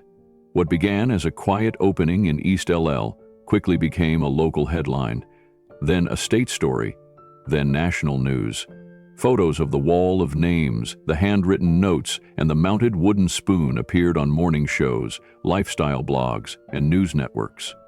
But what truly captured people's hearts wasn't the decor or the novelty of the pay-what-you-can model. It was the authenticity behind it. It was Julian's quiet humility and the people who walked through the door with nothing, yet left with a full belly and a lifted spirit. Donations began to pour in. Some came from big companies. Others arrived in envelopes with no return address, just a few crumpled bills and notes like, "Thank you for feeding my son when I couldn't," or "I wish something like this had existed when I was struggling." But what surprised Julian most was the ripple effect. Chefs from across the country began reaching out. Some emailed. Others showed up in person, eager to learn how they could replicate what Mama Rios had created in their own neighborhoods. They didn't want to open chains or copy the brand. They wanted to build their own spaces, with their own flavors, but guided by the same principle: dignity-based hospitality. Julian and Keanu didn't hesitate. They transformed the unused back office of Mama Rios into a small learning center. Keanu funded the curriculum development while Julian created a program rooted not in business plans, but in human connection. The first training session welcomed 8 chefs, then 20, then 50. Each one walked away not just with recipes, but with a new mission. Mama Rios became more than a restaurant. It became a movement. In the first 6 months alone, the restaurant served over 8,000 meals. Half were paid in full. Half were served for free. But if you asked anyone in the dining room to guess who paid and who didn't, no one could tell. That was the point. Everyone ate the same food, in the same space, with the same dignity. Some who had once been served for free returned to volunteer. Others got jobs in the kitchen. A man who once came in with nothing but the clothes on his back now greeted guests as a host, proud in his new role. A mother who cried the first night she fed her children here began helping decorate for special events. Families returned for birthdays, anniversaries, graduations. It wasn't about the price. It was about the feeling. Kids began to bring drawings, crayon sketches of soup bowls with hearts, sandwiches with wings, a colorful poster with bold letters that read, This meal made me smile again. Julian kept every one of them, taping them along the back kitchen wall until the tiles were nearly covered. And yet, every time someone praised him, every time a reporter asked how it felt to change the world, Julian gave the same answer. "I'm just a cook," he would say, wiping his hands on his apron. "My grandmother taught me love was the secret ingredient. I'm just using what she gave me." One morning, Julian was invited to speak at a food and culture conference in San Francisco. He almost turned it down. The idea of standing on a stage in front of hundreds of professionals made his stomach churn. He wasn't a speaker, he was a cook. But Keanu gently encouraged him. "They're not asking you to impress them," Keanu said. "They're asking you to remind them what food is supposed to mean." Julian agreed, reluctantly. When the day came, he stood in front of a packed auditorium, hands shaking slightly. He wore his kitchen apron instead of a blazer and brought no slides or bullet points. He began simply, "When I was fired from the best job I ever had, I thought I had lost everything. But that night, I remembered what my grandmother told me. When you don't know what to do, feed someone. So I did. I fed strangers from the back of my car, and that's when I realized I hadn't lost anything. I'd just started cooking for the right reasons again." The room was silent, not because of the pause, but because of the truth in his words. Julian went on to talk about what dignity looks like in a dining room. How real hospitality isn't just in the seasoning, it's in the eye contact, the tone of voice, the way you say welcome. He talked about the boy who left a drawing, the man who returned to work the door, the woman who walked 5 miles every week just to bring flowers to the kitchen staff. By the end, the applause wasn't thunderous. It was slow, rising, emotional. People weren't just clapping for a speech. They were standing for a belief. Afterward, chefs and restaurant owners lined up to speak to him. Some cried, some hugged him. Others just nodded, lost for words. A few weeks later, the first sister kitchen opened in New Orleans. Then another in Portland. Then one in rural Iowa. Inside a renovated barn. Julian insisted that none of them be called Mama Rios. That name was sacred. Each new kitchen had its own name, its own story. But every one of them hung a wooden spoon on the wall. It became the symbol of the movement. Back in Los Angeles, Mama Rios kept growing, but never changed its soul. Julian was still in the kitchen most nights, apron stained, sleeves rolled, arms moving in rhythm with memory and mission. The staff had grown and now included culinary interns from underserved schools and single parents learning new skills. Every Friday, Keanu came by, not for publicity, not for a photo op, just to serve water, wipe tables, and sit with guests. He never stopped asking questions, always wanting to hear the stories of the people Mama Rios served. One evening, as the restaurant began to close, Julian stood under the mounted spoon and looked around. He saw a room filled with laughter, with connection, with second chances. And in that moment, he understood something he never had before. It wasn't the food that changed lives. It was the love behind it. The 1-year anniversary came quietly on the calendar, but not in Julian's heart.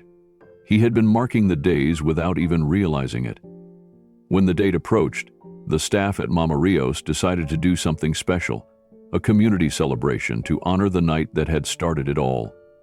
They called it the night that fed us all.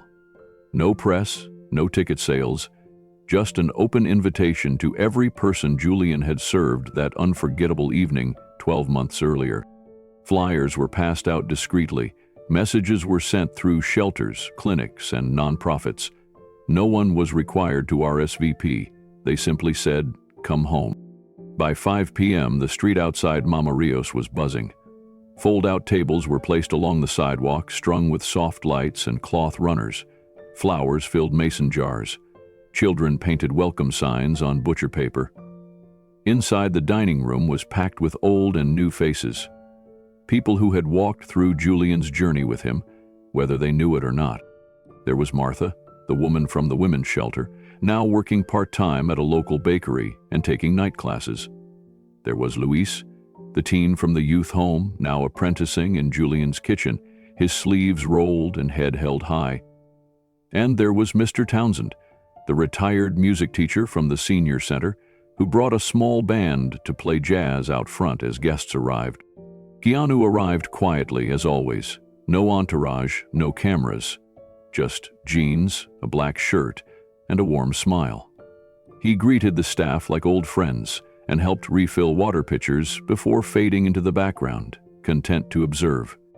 The evening unfolded like a reunion of the human spirit. Laughter mixed with soft tears. Some hadn't seen each other since that night. Some had never stopped coming. There were hugs, shared photos, stories, and long-held thank yous finally spoken aloud. Toward the end of the evening, Julian stepped onto a small wooden platform they had set up near the kitchen. A hush fell over the room. He looked out at the crowd, his voice catching slightly in his throat. "I didn't know what this night would become," he said. "A year ago, I thought my life had fallen apart. I lost a job I loved. I lost a routine I relied on. I lost a part of my identity. But standing here now, I realize I didn't lose anything. I found something bigger." He paused, eyes landing on a man near the back of the room, his shoulders tense, his face unfamiliar. The man slowly raised his hand. Julian nodded for him to speak. "I don't know if you remember me," the man said. "I was at the shelter that night. You gave me a grilled cheese sandwich and a small note that said, 'You matter.'" The room quieted even more. Tonight, I had a plan. I was going to end my life. I had written the letter. I had everything ready. But then I ate that sandwich. It was warm. It was real. Someone had made it for me, not because I had anything to give, but just because. And that note? I still have it. He pulled it from his pocket, now creased and stained but still legible. "You saved my life." Julian's hands trembled. He stepped down from the platform and walked over. The man stood. They embraced. No words. Just the weight of one moment that had traveled a full year to complete its circle. The room stood still for a long moment, not out of silence, but out of reverence. Then a wave of emotion passed through the crowd like a warm tide. Some people began to cry. Others reached across tables to hold hands. Even the children instinctively quieted. Julian gently returned to the platform, tears in his eyes. He cleared his throat and continued, his voice softer now. "When I was a boy, my grandmother used to say the kitchen was the one place where everyone was equal. She'd feed strangers with the same care she gave her family. I never fully understood that until I lost everything and had nothing left to give. Except a sandwich." A few chuckles rippled gently through the room, but no one broke the moment. "I've learned something over this past year," Julian continued. "Cooking isn't about impressing people. It's not about careers or critics or Michelin stars. It's about connection. It's about seeing someone who feels invisible and saying, 'You're still here, and you're still worthy of love.'" He looked toward the back of the room where Keanu stood, arms crossed loosely, watching. Their eyes met, and for a second, neither blinked. "I want to thank someone tonight," Julian said. "Someone who unknowingly started all of this. When I was fired, I thought my life had ended. But it didn't. It reset. And it sent me on a path I never would have chosen, but one I'll never walk away from." He looked again at Keanu. "Thank you for breaking my heart just enough to let the light back in." Keanu didn't move. He just nodded slowly. His eyes shimmered with tears that didn't fall. The evening moved on, but something had shifted. Conversations became deeper, laughter louder. The line between those serving and those being served disappeared completely. The space felt like family. By 10 o'clock, Julian found himself in the kitchen, apron on, sleeves rolled, helping clean up. He scraped dishes alongside Luis and handed desserts to 2 volunteers who once came as guests.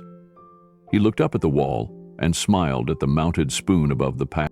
Someone had added a small paper heart beside it, with a child's handwriting that read, "Thank you, Chef J." Later that night, after the tables were cleared and the lights were dimmed, Julian sat alone in the corner booth, the same one where his grandmother had once dreamed of sitting, though she never lived to see it. He pulled out a small, leather-bound notebook and began to write. Tonight reminded me why I'm still doing this, why I must keep doing this. I used to think I needed a second chance. What I needed was a second purpose. As he closed the notebook, Keanu slid into the booth across from him. "No cameras, no speeches," Keanu said, voice low. "Just wanted to say, I'm proud of you." Julian smiled. "You didn't come tonight for you," he said. "You came for them." Keanu nodded. "We feed the soul of this city," he replied, "and tonight, I think we reminded it that it still has one." They sat there for a moment longer, not speaking, just breathing the same quiet air. Outside, the streetlights flickered, but inside, Mama Rios, the glow stayed warm. The restaurant had finally emptied. The last dish was dried, the chairs were stacked, and the lights had been dimmed to a warm evening glow. Julian stood at the back door, arms folded, taking in the night air. The emotional weight of the celebration still hung heavy in his chest. He felt full, not from food, but from something deeper. Behind him, he heard soft footsteps. He turned to see Keanu walking toward him, holding something in both hands. It wasn't flashy, no bow, no bag, just a simple leather-bound journal, the kind that looked worn even when new. Keanu held it out without a word. Julian hesitated before taking it. It felt heavier than it looked. "What is this?" he asked softly. "Just open it," Keanu replied. Julian flipped it open, expecting maybe a thank you note or a personal message, but what he saw instead made him freeze. On the first page, in delicate handwriting, were the words, "To the man who fed us when the world forgot we were hungry." Below that, a name, a short message, then another, and another. Julian's eyes widened. Each page contained a handwritten note from someone who had eaten his food that night, exactly 1 year ago. Each person had written what that meal had meant to them, what it had changed. Some letters were long, some barely a sentence. Some were written on lined paper, others on napkins or scraps of cardboard. But all of them had been carefully glued into place, page after page. He turned slowly. I hadn't tasted a hot meal in weeks. It reminded me that I was still alive. "My daughter and I still talk about the cupcake you gave us. We were sleeping in a shelter. That night she smiled, for the first time in months. I hadn't spoken to anyone in days. You looked me in the eye and called me guest. I cried afterward. No one had seen me in years." Julian blinked hard. He could feel the weight of each story pulling at him. One note stood out. It was written in looping cursive on purple stationery. "I was sitting alone at the hospital when you handed me that little box of soup and bread. You didn't know it, but I had just left my son's bedside. He was in surgery and I was terrified. You sat with me for 3 minutes. You asked me his name. I'll never forget that. He survived. We're doing okay now. But I still think about that moment. Thank you." Julian covered his mouth with one hand. His shoulders trembled slightly. His thumb brushed the corner of the page, like it might dissolve if he wasn't careful. He flipped again. Another note. Then another. There had to be over 50, maybe more. Some were signed, some anonymous. Some included photos of kids holding cupcakes, of families smiling over styrofoam bowls, of elderly couples standing in line, arms linked, eyes soft. Julian looked up at Keanu. His voice cracked. "You collected these?" Keanu shook his head. "I didn't collect them. I found them. They sent them. Over the past year. Some to the restaurant, some to me.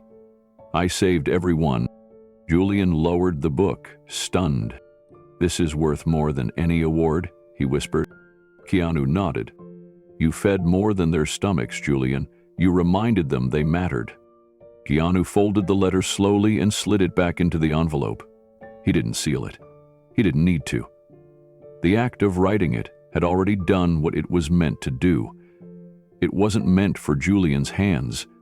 It was meant for his heart. For Keanu's own heart, too. He tucked it into a drawer in his desk, alongside a few old photos and a notebook filled with handwritten notes he had collected from various people over the years. One read, "Thanks for noticing me." Another, "You reminded me I was still human." He ran his fingers along the edge of the paper. That night, Julian had left the sandwich and the note at the gate. Keanu had eaten it in silence, sitting on the floor of his kitchen. No camera, no conversation. Just a man and a memory, and a moment of reckoning. He remembered the taste. The same grilled cheese Julian had made every Tuesday. But that night, it tasted different. It tasted like loss, like honesty, like the ache of having hurt someone without realizing it. But it also tasted like forgiveness. A soft knock came on his study door. It was Margot, his assistant. The same one who had delivered Julian's dismissal. Her eyes were gentle. "I saw the reservation for the event tomorrow," she said. Keanu nodded. "Hell doesn't know I'm speaking," he replied. Margot smiled slightly. "You think he'll mind?" "No, I think he'll understand." She stepped away, and Keanu was left with his thoughts again. That evening, he drove across the city unannounced to Mama Rios. He parked in the lot behind the building and walked in through the kitchen door. The staff greeted him with familiarity and warmth, and he made his way toward the dining room. Julian was there, talking to a group of teens from a culinary mentorship program. He looked up and saw Keanu, a flicker of surprise, followed by a calm nod. Keanu motioned toward the kitchen with a slight tilt of his head. Julian followed. They stood alone, surrounded by stainless steel and the smell of fresh herbs. "I wrote something," Keanu said quietly. Julian raised an eyebrow. "A letter, for you." Julian waited. "I'm not giving it to you. I just wanted you to know it exists. That I meant every word." Julian smiled. "That means more than you think." They stood there for a long moment, the silence easy, respectful. "You changed the city," Keanu said. Julian shook his head. "No, I just fed it. You believed in it." Keanu nodded, eyes focused on the mounted spoon above the pass. "I almost didn't call you that morning," he admitted. "Part of me was ashamed. I didn't know how to say I was sorry." Julian reached over and placed a hand on Keanu's shoulder. "You didn't have to say it. You showed it. That's all I ever needed." Keanu took a breath, then gave a small smile. "There's one thing left," he said. "Tomorrow, during the event, I want you to read something." Julian hesitated. "Your letter?" "No," Keanu replied. "Yours. The one you left at my gate. That was the real beginning. The city should hear it." Julian agreed, and they returned to the dining room. No fanfare, no announcement. Just two men who had lost and found each other through a single act of quiet generosity. The next day, the world would hear the words that had once sat unnoticed beside a mailbox, and it would change everything. The sun hit the windows of Mama Rios in soft gold as Julian unlocked the front door before dawn. He moved with the calm confidence of someone who had finally found his rhythm. The kitchen smelled like promise. Clean steel, fresh herbs, and flour warming in the air. But it wasn't just food he prepared anymore. It was people. Julian had started a small program months ago almost by accident. A teenage boy named Marco had wandered into the restaurant one night asking if they needed help taking out the trash. He was 17, wiry, with tired eyes and a bruised knuckle from too many days fighting the world just to be seen. Julian didn't ask for a resume.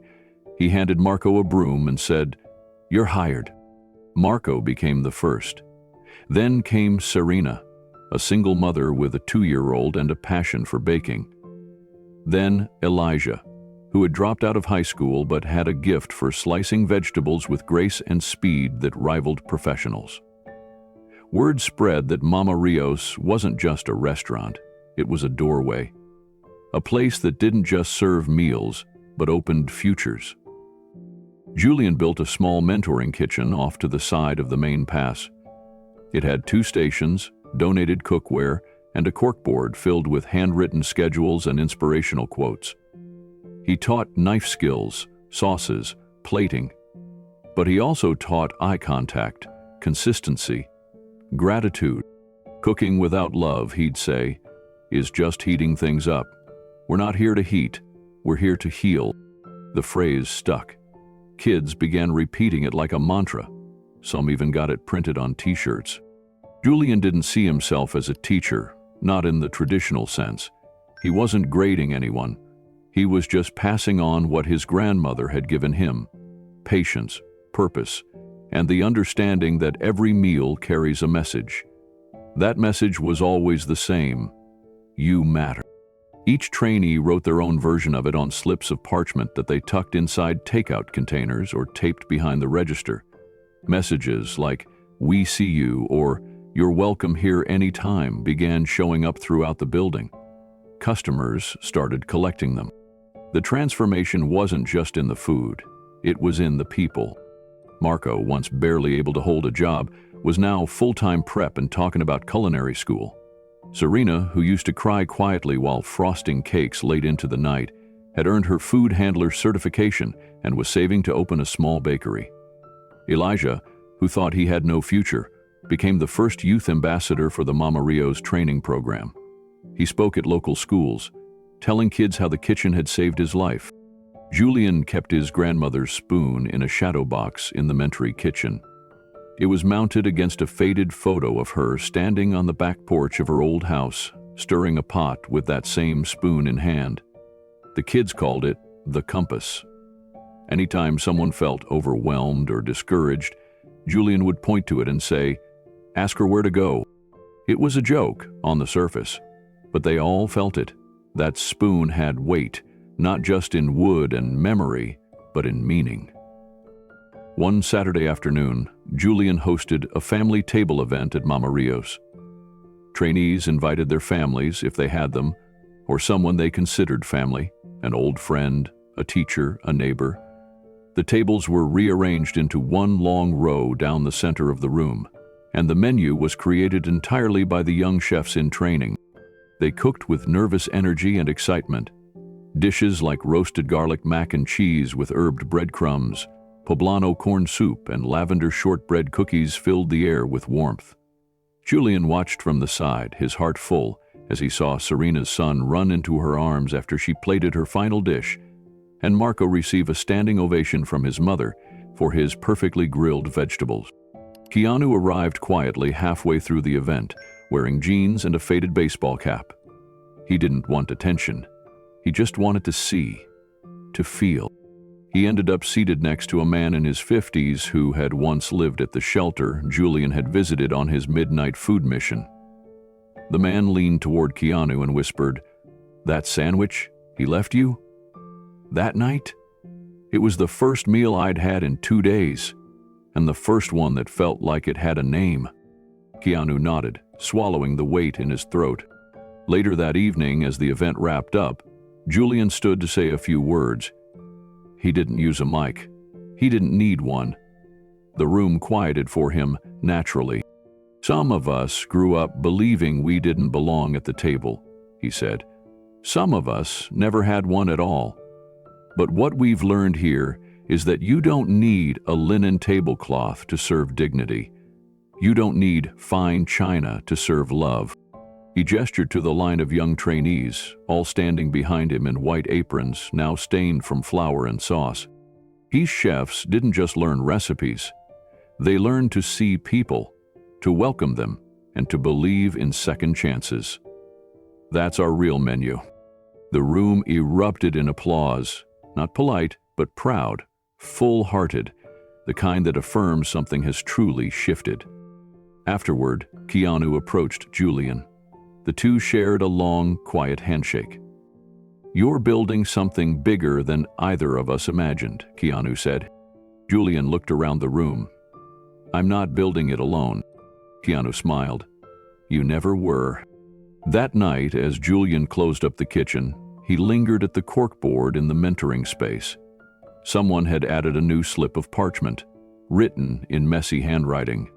I was going to run away tonight, but then Serena taught me how to temper chocolate, and now I just want to learn. Julian left the note where it was, untouched. Later, at home, he opened his laptop and drafted a proposal, expanding Mama Rios into 3 more neighborhoods over the next 2 years. Not chains, not franchises, community-rooted kitchens, run by those who had once eaten for free and now wanted to serve. He didn't know if it would get funded. He didn't know if it would work. But he knew this. His grandmother's legacy wasn't confined to a single spoon, a single meal, or even a single restaurant. It was a fire passed on, and it was spreading. It was still early when Keanu stepped through the door of Mama Rios. The morning light spilled through the windows and landed gently on the wood floor, casting a quiet glow over the empty tables. No one announced his arrival. No cameras followed. Just a bell above the door and the comforting hum of a kitchen already awake. Julian looked up from the back counter where he was prepping herbs. His eyes met Keanu's, and for a second, nothing needed to be said. He wiped his hands, tossed his apron aside, and walked to the front of the restaurant. Thought it was a good day for soup, Keanu said with a soft smile. Julian nodded. It always is. They didn't sit in a private corner or a back booth. They chose the counter by the front window, facing the street, just like any 2 friends catching up over lunch. Julian poured tomato soup into 2 large ceramic bowls. The smell was exactly the same as it had been on all those Tuesdays past. He sliced the grilled cheese, letting the buttery crust crack under his blade. The cheese stretched perfectly between each half. He placed 1 plate and 1 bowl in front of Keanu, then did the same for himself. For a few moments they simply ate. No words, just the act of sharing something warm and familiar. The clink of spoons and crunch of bread filled the space where words weren't needed. Keanu finished half his sandwich and looked out the window. A bus passed slowly. A few people waited at the corner. Then, without looking at Julian, he said, "You always knew what I needed, even when I didn't." Julian smiled gently, sipping his soup. That's what chefs do. Keanu leaned back slightly, eyes still on the street. I thought I was doing you a favor when I gave you that job, he said. But now I think maybe you were the one helping me. Julian laughed under his breath. Funny how that works. They sat in silence again, but this time it was filled with peace. Outside, a young boy walked in, holding his mother's hand. He couldn't have been more than 6 or 7. He looked around the space, wide-eyed, then tugged on his mother's arm and whispered, "Is it really free here?" Julian turned around and walked over to them.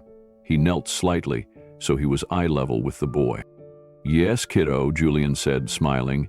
"It's already been paid for. With love." The boy's mother wiped her eye as Julian handed them menus. Keanu watched the scene unfold and shook his head gently. "You didn't build a restaurant, Julian. You built a place where people come to feel safe." Julian returned to the counter and picked up his sandwich again. "I just remembered what my grandmother used to say. No one should have to earn a warm meal. That's always stuck with me." Keanu looked down at his bowl, then back up. "I never told you this, but the night you left that sandwich on my wall, I cried. Not because I felt guilty, because it reminded me of who I used to be, and who I still wanted to be." Julian looked at him and nodded slowly. "That's why I left it. Not to make you feel bad. To remind us both." A few more guests began to trickle in. An elderly couple Julian recognized from the community shelter, a nurse from the local clinic, and a teenager who had once volunteered to peel potatoes and never left. The space filled slowly, but it wasn't noise that grew. It was warmth. Keanu finished his sandwich and wiped his hands with a napkin, then sat quietly, just observing. A young girl walked by and placed a crayon drawing on the counter. It showed a smiling man with a big spoon in one hand and a heart in the other. Below it, she had written, "Thank you for the food and for seeing us." Julian turned the drawing toward Keanu. "She's one of ours," Julian said. "Her family came in the night we opened. She barely spoke. Now she leaves drawings on every table." Keanu looked at the picture longer than expected. He gently folded it and slipped it into his jacket pocket. "You're changing lives without even knowing it." Julian shook his head. "I'm just doing what someone once did for me. Offered a place, a chance, and a little bit of faith." Keanu reached into his coat and pulled out a small envelope. He slid it across the counter. "I wrote this the night you were let go," Keanu said. "Never sent it. I didn't know what to say then. I was hurt, confused, but mostly, I was ashamed." Julian hesitated before opening it. Inside was a short letter, handwritten. "I let you down. Not because of what you did, but because I stopped seeing you. You were never just a chef. You were the heart of my home. I'm sorry. Not for firing you, but for forgetting how much you mattered." Julian folded the letter and placed it beside his bowl. His voice cracked slightly when he said, "Thank you." They sat together a while longer, watching the little restaurant pulse with life. Laughter bubbled up from one table. A bell rang in the kitchen. The smell of garlic and melted cheese floated through the air like a memory. Finally, Keanu stood to go. As he reached the door, he paused and looked back at Julian. "If you ever decide to open a second Mama Rios, count me in." Julian grinned. "We've already started the plans." Keanu nodded once and stepped outside, disappearing into the soft light of the morning. Julian returned to the kitchen, but not before glancing one more time at the drawing the little girl had left. He tucked it beside his grandmother's spoon in the shadow box, where the words, "Made with love," were engraved like a promise. At Mama Rios, there were no velvet ropes, no secrets, no shame, just meals shared between strangers, and the quiet belief that everyone, no matter where they'd been, deserved a seat at the table. So now it's your turn. What would you have done in Julian's place? And what's the one thing someone did for you that changed your life forever? Share it in the comments, and let's spread more love together.